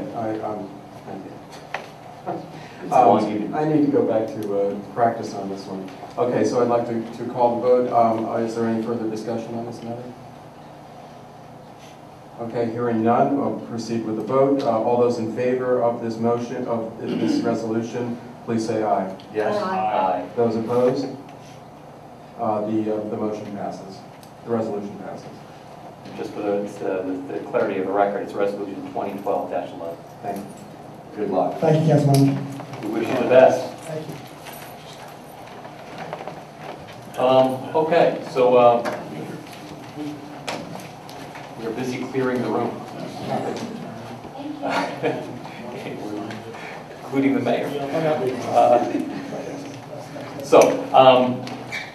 Next item on my agenda. This is to authorize the solicitor to draft and advertise amendments to the subdivision and land development ordinance. This is our saldo ordinance. A saldo ordinance is basically a cookbook with recipes that tell developers how land is to be divided up and how it's to be developed. We adopted a new saldo ordinance, I believe, December of 2011. As time has progressed and we have the benefit of the wisdom of experience, we're learning that there are some things that we probably need to change in our saldo ordinance. And one of those concerns the slope of sidewalks. And at present, our saldo ordinance says that the slope of sidewalk is to exceed 3/4 of an inch per foot, I think it is. And the borough engineer will correct me where I am wrong. Not if, Well, where. right now, the borough ordinance is not in conformance with the ADA requirements. The change in the ordinance will now bring the borough ordinance in into the same slopes as ADA requirements. It's the best way to put it, because there's many other things that need to be. Correct. This is not just one thing that potentially needs to be fixed, but it is a thing that we have come to recognize as needing a fix because of ADA issues. Correct. So I move that we authorize the solicitor to draft and advertise amendments to the subdivision land development ordinance with regard to sidewalk slopes so that it is in conformance with ADA requirements. Second that motion. Is there any discussion on this motion? Hearing none, I'm calling the question. The question being called, please vote either yea or nay in favor. Please vote in favor of, if you're in favor of this motion. Yes. Yes. Those opposed? The motion carries. Okay. Next item concerns, I'm not going to discuss item number 5, the sketch plan 12, which involves the property at 12 and 14 West State Streets. That just isn't right at this point, I do not believe. The next item is the preliminary final subdivision. No, I skipped, you're right. License agreement for, I skipped number 4. It's a license agreement involving the Iron Hill dumpster area. Those folks who were alert towards the tail end of last month's meeting might recall that we took a vote concerning a license agreement for Iron Hill such that he could throw any transformer that was on a telephone pole down the ground. And in order to do that, they needed some additional space in the parking lot that's between Apollo's and Iron Hill. We agreed to enter into an agreement that permitted them a license to use that one parking space for I think it was $1,000 a year. Since that time, it has turned out that that's laid plans of mice and then sometimes go awry. And Iron Hill requires additional space. They cannot fit the transformer into that space and permit dumpster enclosure. So they are seeking an additional space, so a total of 2 spaces in that parking lot, so as to permit the transformer, the dumpster, as well as more elaborate recycling efforts, including waste veggie oil, cardboard, waste foods, etc. For that purpose, they would like 2 spaces as opposed to the one that was previously agreed upon.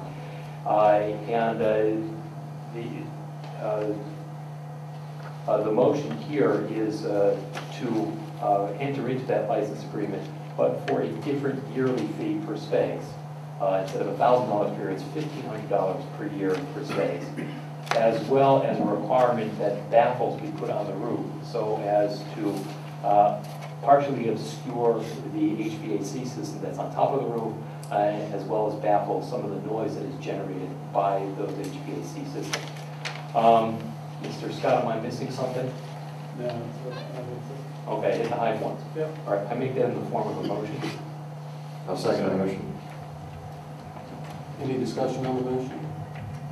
Mr. President, do you think that this has been looked at deep enough, long enough, and hard enough to think that this is the only option? I mean, I'm initially thinking that, can we table this to see if there are other alternatives, other generators, or not generators, but transformers, things of that nature? Or is it that your committee, in your discussions, would prefer to give up the parking spot for the additional recycling purposes? Well, so this did not hit the committee level because it came in too late in the month for committee discussion. But I'll I think forward Mr. Jeffries was satisfied that they didn't have any options. Actually, I think the generator's built. The generator So it's- is on the ground. It's on the ground, it's done. Yeah. Now they need an additional space to put their dumpster, because now they have to move it over. And this was a Pico issue, it wasn't an iron tilt issue. This is- No, I'm aware of that. I just wasn't sure if, It's built. I get I concerned. think the alternative is that we have a very small dumpster with a lot of mess as a result. Any further comment, discussion on this issue? Question, calling the question, all those in favor of entering into a license agreement with Iron Hill regarding the dumpster area and taking up 2 spaces on the conditions specified, please say aye. Aye. All those opposed? No. Okay, the motion carries 5-1. Please note that my vote was aye. I don't know that the microphone caught that. I'll move on to item number 7 under my agenda. This is preliminary final subdivision land development application, 335 West 4th Street. This is a property between Orange and Lemon Streets on the north side. It is a derelict property, I think it's fair to say. And the proposal is to replace that existing single-family home, which has seen many, many better days, with a twin. This application has gone before zoning, and zoning has granted the required or the necessary relief. It is now before us for preliminary and final land development and subdivision approval. It's also went before planning, and planning recommended that council grant the 3 waivers requested, and also that the approval be contingent upon compliance with the zoning adjudication of May 24 of this year, compliance with the plan of the engineer Dave Damon, compliance with the building elevation that is dated September 4, 2012, and also contingent upon the applicant resolving to the satisfaction of the borough engineer that the technical issues listed in his letter of 8/16/2012 have been met. I make that in the form of a motion. Second. Any discussion on the motion? Hearing none, I'll call the question. All those in favor of this motion, please say aye. Yes. Aye. Those opposed? The motion carries unanimously. All right, the next item is preliminary final subdivision land development application, 414 South Avenue. This is familiar to many of us. This is a proposal that concerns an existing triplex. It's over 100 years old.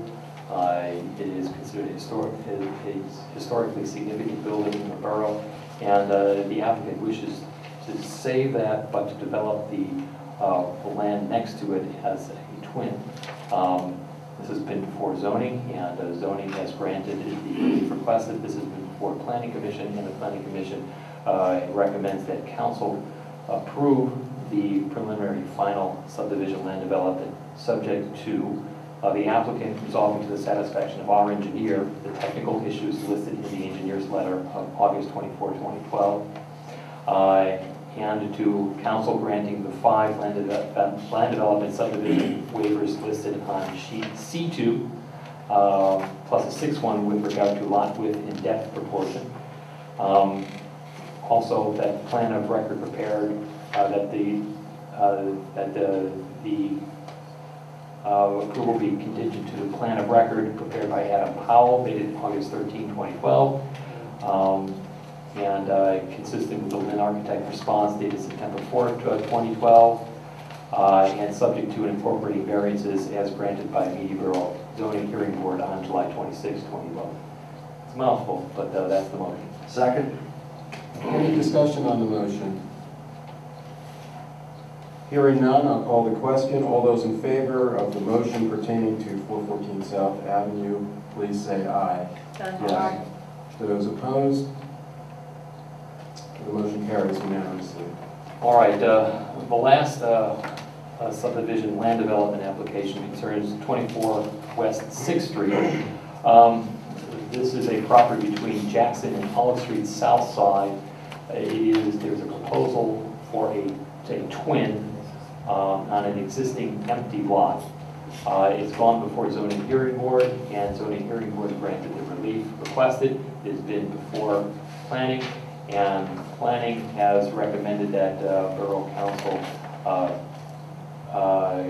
grant the preliminary and final land development subdivision subject to council granting 3 waivers concerning the lot width and depth, a waiver with regard to the recording of certain physical features within 100 feet of the site on the plan, and also subject to a waiver not to provide 15-foot wide easement for stormwater management facilities.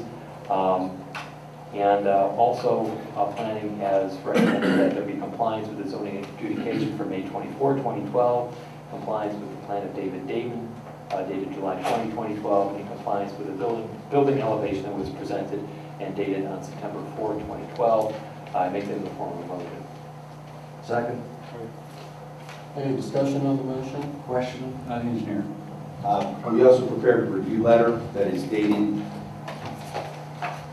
August 29th with comments. We'd like to add this As a condition, please. Okay.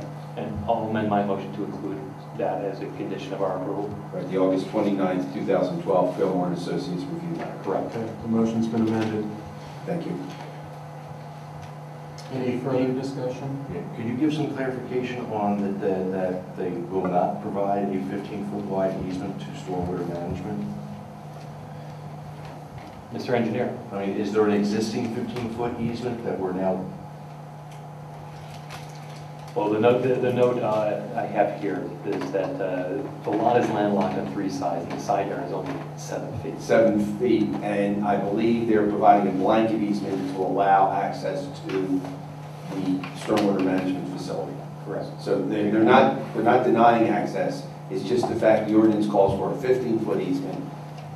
Side yard is not large enough. Can we amend the motion to reference that adequate easement is provided under the guidelines of the engineer? I mean, I'm concerned that we're basically saying that they don't have, will not provide a 15-foot easement. We're going to approve this, and then we're going to need to get in there. You don't have any right to come on my property. I guess the problem is that there's only 7 feet. Well, then we amend the motion to reflect that they will provide a 7-foot wide easement, and is that enough for us to do work? It's going to have to be enough for us to do work. Then I'd make a motion that we amend the motion again to reflect at least the 7-foot wide easement. The motion's been amended with an additional condition as stated by Mr. Robinson. I guess I really can't do it. We have to do it. No, I'll accept. I'll accept You it. accept them? I mean, I'll note that a duplex can be built with the same dimension on that property with the same 7 foot. So I just want to make sure it's reflected that we have easement rights. I don't care as long as we can get near the shovel and the main, I'm a happy camper. I just don't want to just take away all our easement rights. so easements are easy, but I'm fine with any motion. Further discussion on the motion? Hearing none, I'll call the question. All those in favor of the motion pertaining to 24 West 6th Street, please say aye. Yes. Aye. All those opposed? The motion passes unanimously. My next item is an item which I'm not going to request a motion. It's a zoning hearing board application concerning 115 West 5th Street.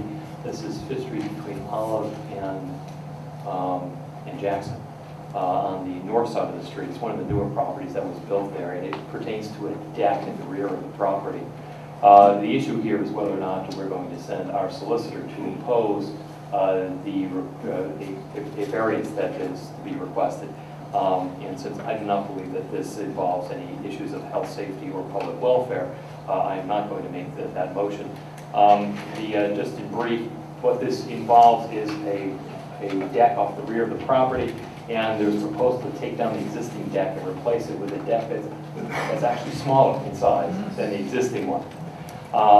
The existing deck actually is non-conforming in terms of its dimensionally, but the proposal is for a less non-conforming deck. I think it's less than 5%. Also, the proposal is to put a retractable awning, an awning over the top of it with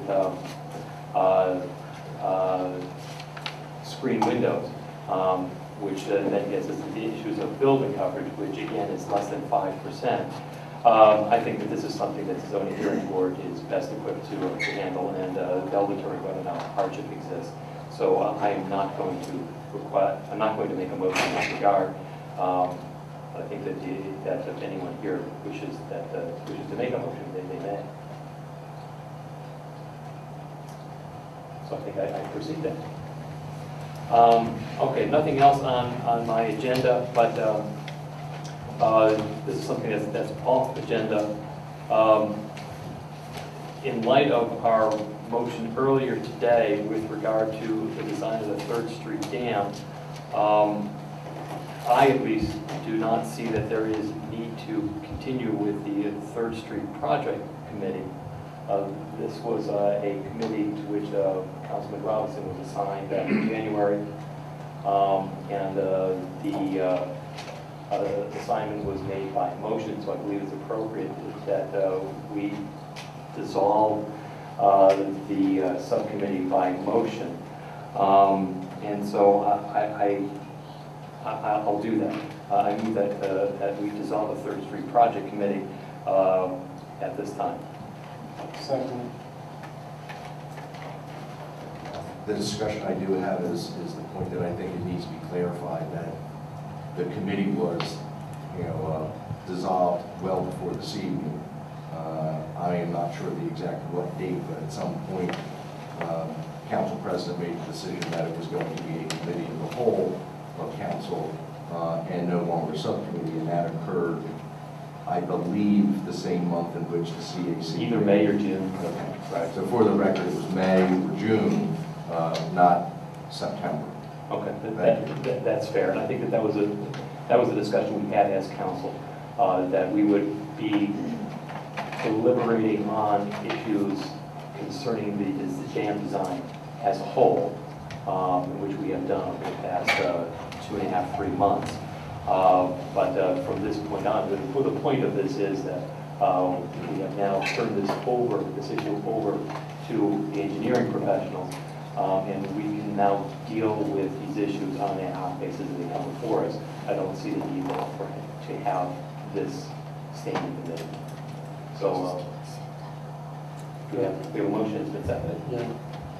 Do we have further discussion on the motion? Sorry, that's mine. That's Would you like to read the motion again? Sure. It's a motion to dissolve the 3rd Street Project Committee in light of our vote earlier today. Any further discussion on this motion? Hearing none, I call the question. All those in favor of dissolving the 3rd Street Advisory, 3rd Street Dam Advisory Committee, please say aye. Aye. Those opposed, say nay. The motion carries unanimously. Just stressing the point that this does not mean that we're no longer considering issues involving the dam. All it means is that we no longer have a formal committee set aside to do that, because by virtue of a motion taken earlier today, this is now with design professionals. As they develop plans, they will be presented to council in full at its normally scheduled workshop meeting. Which gets me to the last motion I'd like to make. This regards the timing of our workshop meetings. At present, our workshop meetings we hold workshops the first Thursday of every month, begin at 7 o'clock. We moved that time of the start time from 7:30 to 7 o'clock in order to accommodate discussions concerning the 3rd Street dam design. Now that we have moved this to the design professionals, I think it's appropriate to move our workshop meeting start time back to 7:30, as it was up until, I guess it was June of this year. And I make that in the form of a motion. Second. Any discussion on the motion? I would like to make a motion, table the motion for 1 month.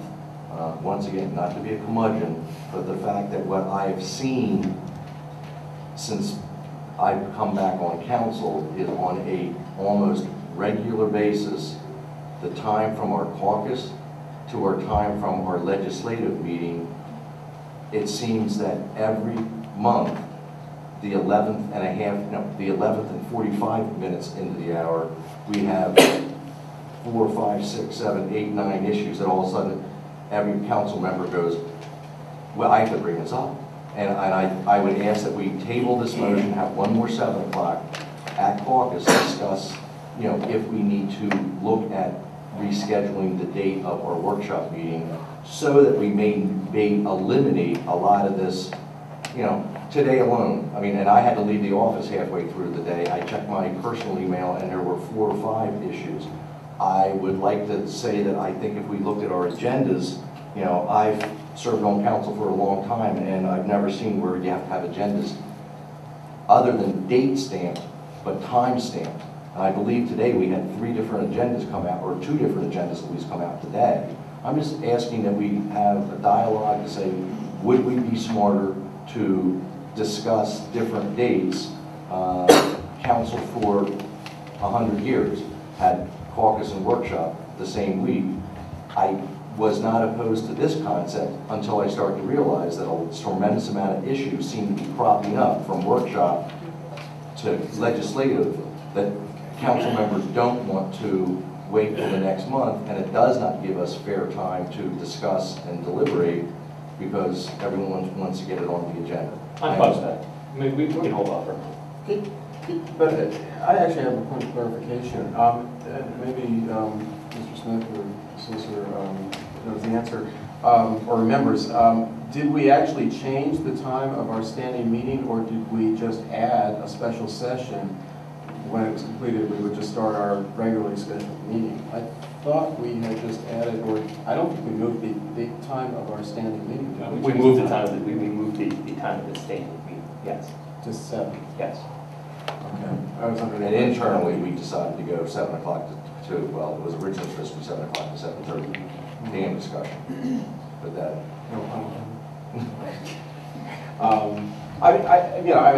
Waiting a month, if the motion maker wants to wait a month, that's fine. I don't see a reason to. I think we've moved this ball along, and I don't see the purpose of meeting at 7 o'clock. I'm simply thinking here is that why advertise for 7:30 if within hopefully that possibly within the next 30 days we may adjust our caucus date. That's all. I'm fine. I'm fine.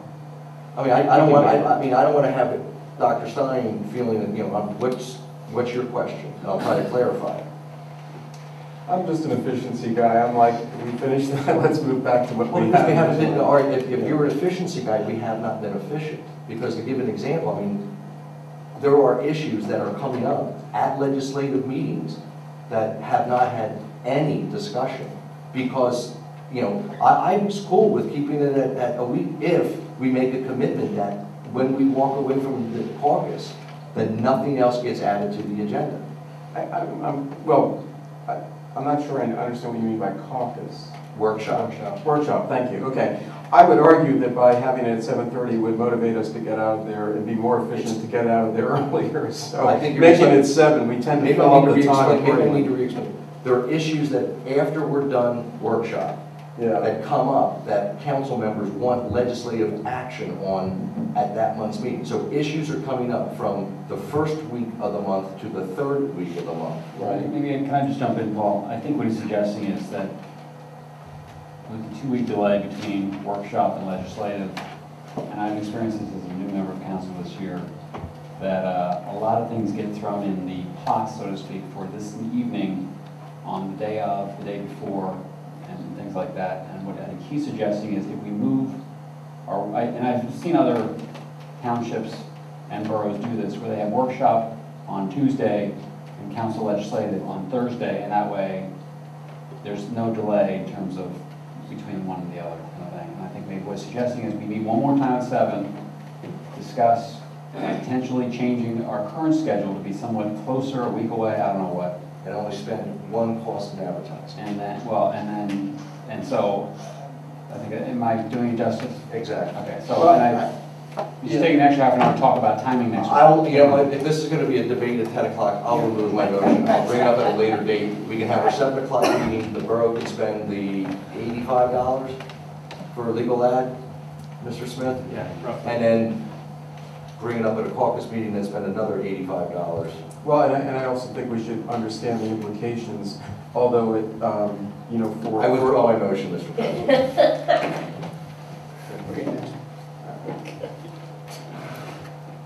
Well, your motion was to table. I withdrew it, so there was a motion on the table to go and... To go at 7:30. To have a caucus at 7 o'clock. There's still a motion on the table. Is there any discussion on the original motion to start the meetings at 7:30? Is that correct? Correct. Okay, no further discussion, I'll call the question. All those in favor of starting the next meeting at 7:30, please say aye. Aye. 7:30 and all workshop meetings thereafter. And yes, we're not discussing in this motion changing the date at this particular time. That could be another discussion. For the workshop. I'm sorry, can I get that voice vote again? All those in favor? Aye, yes. Aye. Aye. No. No.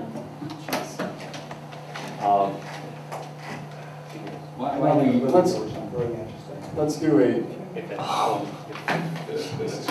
all right, a voice vote. Mr. Davidson? Just please state the motion so that we're all clear. I think what it Motion is, for 7:30 Motion for workshop 7:30 workshop. from now on. Correct. Beginning Thursday October. 7:30 workshop from now on, starting, I guess, October. Yes. I will vote aye for that. No. Aye. Aye. Aye. No. Okay, the motion carries. I'm supposed to say. Yeah. Can I change my For, vote? Yes. no, I have to change my vote so he can. Unless we're assured that this is not going to be. Sorry. Streamlined. Okay, the motion, the motion Can we add carries. an addendum to For, this? No. no, it's Can we done. put It's that done. at 10 o'clock done. at It's workshop? Next. Last thing, I've been asked by Vice President Simpson to make an announcement. She is no longer with us here tonight. She has had another obligation. She was here earlier today. You'll see, I guess, Dave, you can focus in on this. Tell me if I'm doing this right. There's a calendar. It's a calendar that is sponsored by the Fair Trade Committee. It's a beautiful calendar. Begins this September, so you have September 2012 through December of 2013. And I'll read the announcement. The Fair Trade Committee has a new gorgeous fall calendar. I agree, it's gorgeous. It's hot off the press. It's made just for media. It includes dates such as Second Saturdays, etc. The calendar covers 16 months, features 14 of the stores and restaurants and media that sell fair trade products. Cost is $19 each, and as of today, is on sale at all those 14 locations that are featured, including Earth and State, Blueberry Bog, and La Bella Pie. So for $19, you get this wonderful calendar. You get to support the fair trade movement, and you also get to support local merchants. So please do so. That's the end of my report. Where do you go buy one? Earth and State, Blueberry Bog, Lavella Pop, and any one of the stores featured here. Fellini's, want me to go through them all? No. I didn't think so. Good.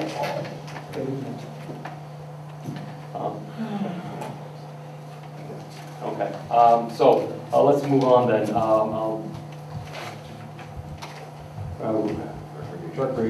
I'll move to recreation and shade tree. Councilwoman Rowe. Thanks, I have nothing to report from Shade Tree. Given all the storms and a lot of the wind that's been going through town, if you do have any major limbs or any tree concerns, please feel free to contact the Shade Tree Commission through the Borough website or the Borough telephone number. Recreation has its standing events, Pilates, yoga, Zumba, and the like. Please check the calendar and the announcements on the website if you are so inclined. That concludes my report. Any questions for Councilwoman Rowe? Thank you. Then move on.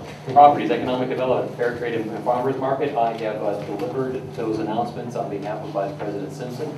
So let us move now to Dr. Stein, Technology, Media Business Authority, and Environmental Advisory Council.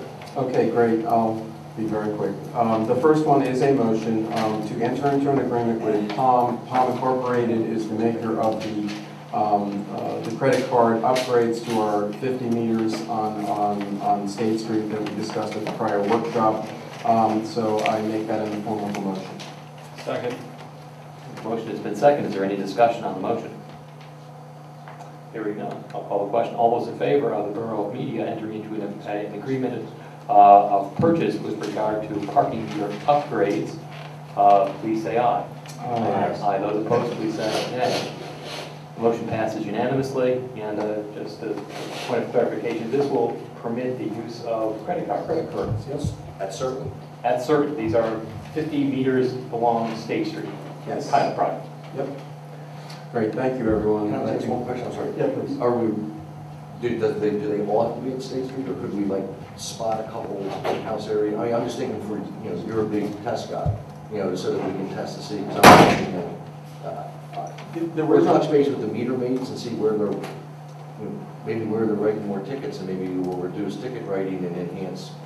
Well, if you recall, it's a good idea. I'd like to, I think I mentioned I wanted to do this in 2 phases. The first phase would be to put the 50 meters, because that's the high volume area, and for our shoppers and so on, to media. And then in phase 2, get another 50 to put in a different area, along with the kiosk for the parking garages. And then I think that would create some great ideas to experiment with where to put those. That's an excellent idea. Thank you. Okay, the next one is a motion actually to appoint, there is a vacancy on the EAC, and it's to appoint Zachary Barner to the EAC. The EAC this past week did approve him, and so we're looking for ratification of his approval. He's a graduate of Westchester University, and he also works in the planning county, the Delaware County Planning Department, the environmental section. He brings a wealth of knowledge, energy, and ideas, and so I make that in the form of a motion to appoint him to the Environmental Advisory Council. Second on the motion. There is a second. Is there any discussion on the motion? And was it Zach? What was the last name? Zachary M. Barner. Barner. Okay. All those in favor of appointing Zachary M. Barner to the Environmental Advisory Council for a term of 3 years? Yes. 3 years? Please say aye. Aye. Those opposed? Aye. Those opposed, please say nay. The motion passes unanimously. Okay, the other point on the EAC is that Jeff, is it November 17th? Is that the date for the Energy Awareness Day? Okay, and that'll be in the community center, I believe, right? It's a Saturday, Energy Awareness Day. It's really about, there'll be representatives from the state, federal, and local areas. There's a very well-funded and well-known project in this region called Energy Works. We'll have representatives from there. It's all on saving money on your energy bill. And they will, what Energy Works does is they subsidize actually energy improvements. They'll do an audit at a highly subsidized rate as well. So the purpose of the day is to raise awareness of that. I encourage all people to come out who have interest in that. There'll also be, speakers, and it's going to be a fun event, so look for that coming up. Also, I just have some announcements from the MBA. This Saturday, as you may know, that this is the 10th annual Fine Arts and Crafts Festival, and this is going to be a really big, great event. It looks like hopefully we'll have good weather. That goes from mid-late morning to the end of the day. So that'll be, I think, a great event. Also, the MBA will be hosting the 32nd Annual Food and Crafts Festival on Sunday, October 7th. That was also mentioned earlier. The MBA has received 2 awards. Senator Pileggi called to congratulate the MBA for receiving a grant in the amount of $2,000 from the Council of the Arts for the Jazz Festival. And Dining on the Stars was awarded the 2012 Talk of the Town winner of Neighborhood Favorite Outdoor Dining. So again, congratulations to all those who, and the MBA and all those who participated in the delivery of and preparation of those events. Last month meeting, Council approved the appointment of Brian Messick from Franklin Mint Federal Credit Union to the MBA, and so we appreciate Brian serving on the board. The MBA continues to run its weekly digital billboard ads, all available weekly slots are booked through the programs through the end of November, which is great. In addition to general preparations, the MBA Promotions Committee is designing a multi-page advertising insert for Mainline Today magazine. A large part of the insert will be dedicated to providing readers with a directory of the restaurants, shopping, and services available in media. Listings will be pulled from the visitmediapa.com website directory and are free to all businesses wishing to be included. And also, finally, the MBA is conducting monthly cleanup drives to sweep sidewalks along State Street and the business districts in partnership with the Time Bank. And again, I want to compliment the MBA for taking the initiative on trying to. We've tried to create awareness on this council and among the business organizations to get the streets clean, both front and back, from litter in the front to trash and recycling in the back, and we really appreciate them mobilizing the businesses along State Street and throughout the borough in that regard. So this is a great effort.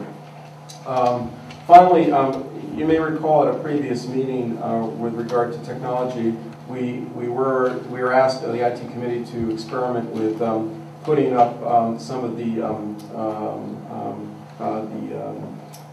the video tapes of these wonderful meetings that we have here, and make them more widely available. And so we do have a YouTube account. We will be uploading those for council to look at, and we'll bring this forward at one of the next workshop, just to discuss how we would want to proceed with that project. So that concludes my report.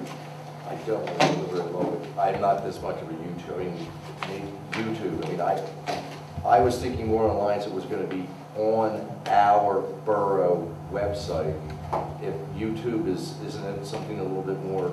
No, well, we can actually link from our borough website directly to there. We can, yes. I mean, that's one. We're also looking at live feeds, but this is kind of a preliminary step in that regard. And really, for my ignorance, or to help me, I Google Media Borough Council meeting. It's going to go to a YouTube site, or is it going to go to the Media Borough site and then go into there and then go? We'll have a special link on the Media Borough website, which will allow you to go to, and you will be able to see that. I mean, we have people in the audience who don't have Comcast, who don't have Fios, for example, who can't see the meetings, right. And so it makes it available to them. So that's the logic there. Yeah, Ken, did you want to? Just to address hosting video, this is what I do for business, and it's generally cost prohibitive to host, and depending on how many views and how much bandwidth you're dealing with, it's a huge load on your infrastructure to have that kind of data bandwidth moving around. So it's assuming you mean in-house? If we hosted it, we could host it on our own server. Off the record, I mean, afterwards, I would like to ask you guys to at least take a look at a municipal website that I'm aware of that keeps all this stuff. Just so we are looking at a solution that actually will host it for us on our website. We're looking for because we can turn off advertising. We can link back to our website. There's a lot of, and it costs nothing. All right. which is a huge, to me, it's a part. Okay, that concludes my report. Any other questions for Councilman Stein? All right, we'll move then along to Health and Historic, Councilwoman Rehara. We save the best for last. Oh, absolutely. Usually it's you. I do have two items for action this evening. One is to accept the resignation of the Historical Architectural Review Board member, Megan Moore. She can no longer serve due to personal reasons, which is really a shame because she was a very, very good person to have on this board. So I will make that in form of a motion that we accept her resignation. Regretfully, I will second that. I have had the privilege and honor of knowing the family for years. The family has served this borough for probably 30, 40 years at this point. And continues. And continues. So she's a great person, great family, and regretfully, we will get her back again someday. Okay, we have a motion, it's been seconded, regretfully to accept the resignation of Megan Moore from the harm. Any questions on the motion? Hearing none, all those in favor, please say aye. Yes. Aye. Those opposed, please say nay. Motion passes unanimously. Does this mean that we are accepting letters of interest? Yes, I was just going to say, if we can make a motion to have for our manager to put an advertisement out for that particular position. Second. All right, that's fine. Second that? Yeah, there's a motion, it's been seconded that we drafted, that we advertise the opening on the Historical Architectural Review Board. All those in favor, please say aye. Yes. Aye. Those opposed, please say nay. The motion passes unanimously. Okay. Second is also for the HARB board. It is for the intern request. The HARB did interview two people on last Monday's meeting, and one is clearly out of the ballpark. He is a retired HARB person. He has, I can't even begin to talk about his credentials.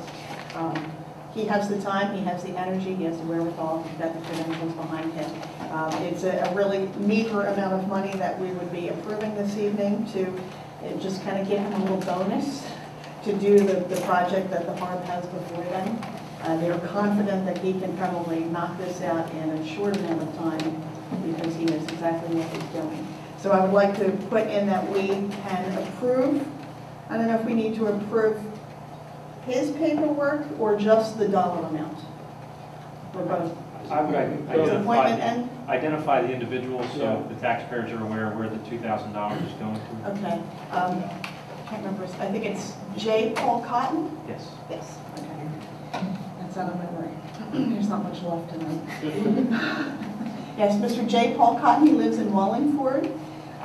So he is a local person. And he would be the person who would be the intern working under the HARB's umbrella for the amount of $2,000. Second. Is there any discussion on the question? All those in favor? I'm sorry, just what is the project? It is they're reworking the HARB, the architectural review, Design guidelines. the design guidelines, thank you. The Yes, the design guidelines, yes. They've done probably 75% of the work compiling all this information from different townships and boroughs, other state HARB guidelines and whatnot. What they need is someone who's got the background knowledge to put it all together cohesively.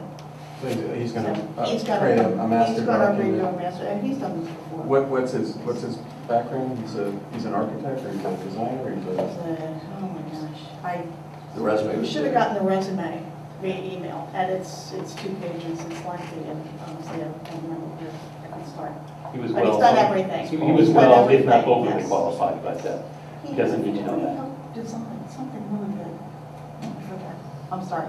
If you refer to the resume, you'll see. It's an impressive resume. And because he was interviewed by the HARB board, you know, these are the people that know what questions to ask, and they were gleeful at giving his name to us. Let's grab him on the I go. strongly recommend that we vote yes on this. There's been a motion, it's been seconded. One other question, sorry. What's the term of the internship? How long? It's just until the project is finished, which I believe is going to, because the HARB only has that $2,000 until the end of 2012, if need be, if he is not finished the project by the end of December this year, then they are going to hopefully roll them over into next year's, and hopefully we will have money set aside for them that they can use. I'm sure we'll see them next month. Okay, excellent. The motion has been seconded, and I'll call the motion. All those in favor of the borough releasing $2,000 for purposes of hiring Mr. Cotton as a HARB group intern, please say aye. Yes. Aye. Those opposed, please say nay. The motion passes unanimously. We've got one. Excellent. I have nothing under health. They will not be meeting until October. So I'm sure we'll have more after that meeting. And that's all I have for this evening. Any questions for Councilwoman Hart? Hearing none. Public comment privilege of the floor. Tail end of the meeting. Does anyone wish to come forward and address the council at this time? Mr. Diamond. Bob Diamond, 134 East 3rd Street. Just to follow up on the Mayor's Proclamation, International Day of Peace. I did mention to him, anybody that can be on State Street at noon tomorrow. They're asking mainly around the Plum Street Mall. And to clarify, is that, I believe that's the moment of silence? Yes. Okay, on State Street. On State Street, at noon. Yeah, at noon. High noon. High noon. Yeah. Give peace a chance. Anyone else wish to come forward and address council at this time? Yes. My statement is to... Microphone. You have to go to the microphone. Yes. Okay, I'm going. So the folks at home can hear you. Okay. This is I'm coming on to say, with the new renovation or upgrading our meters, could we get for the handicaps, could they also have the credit cards?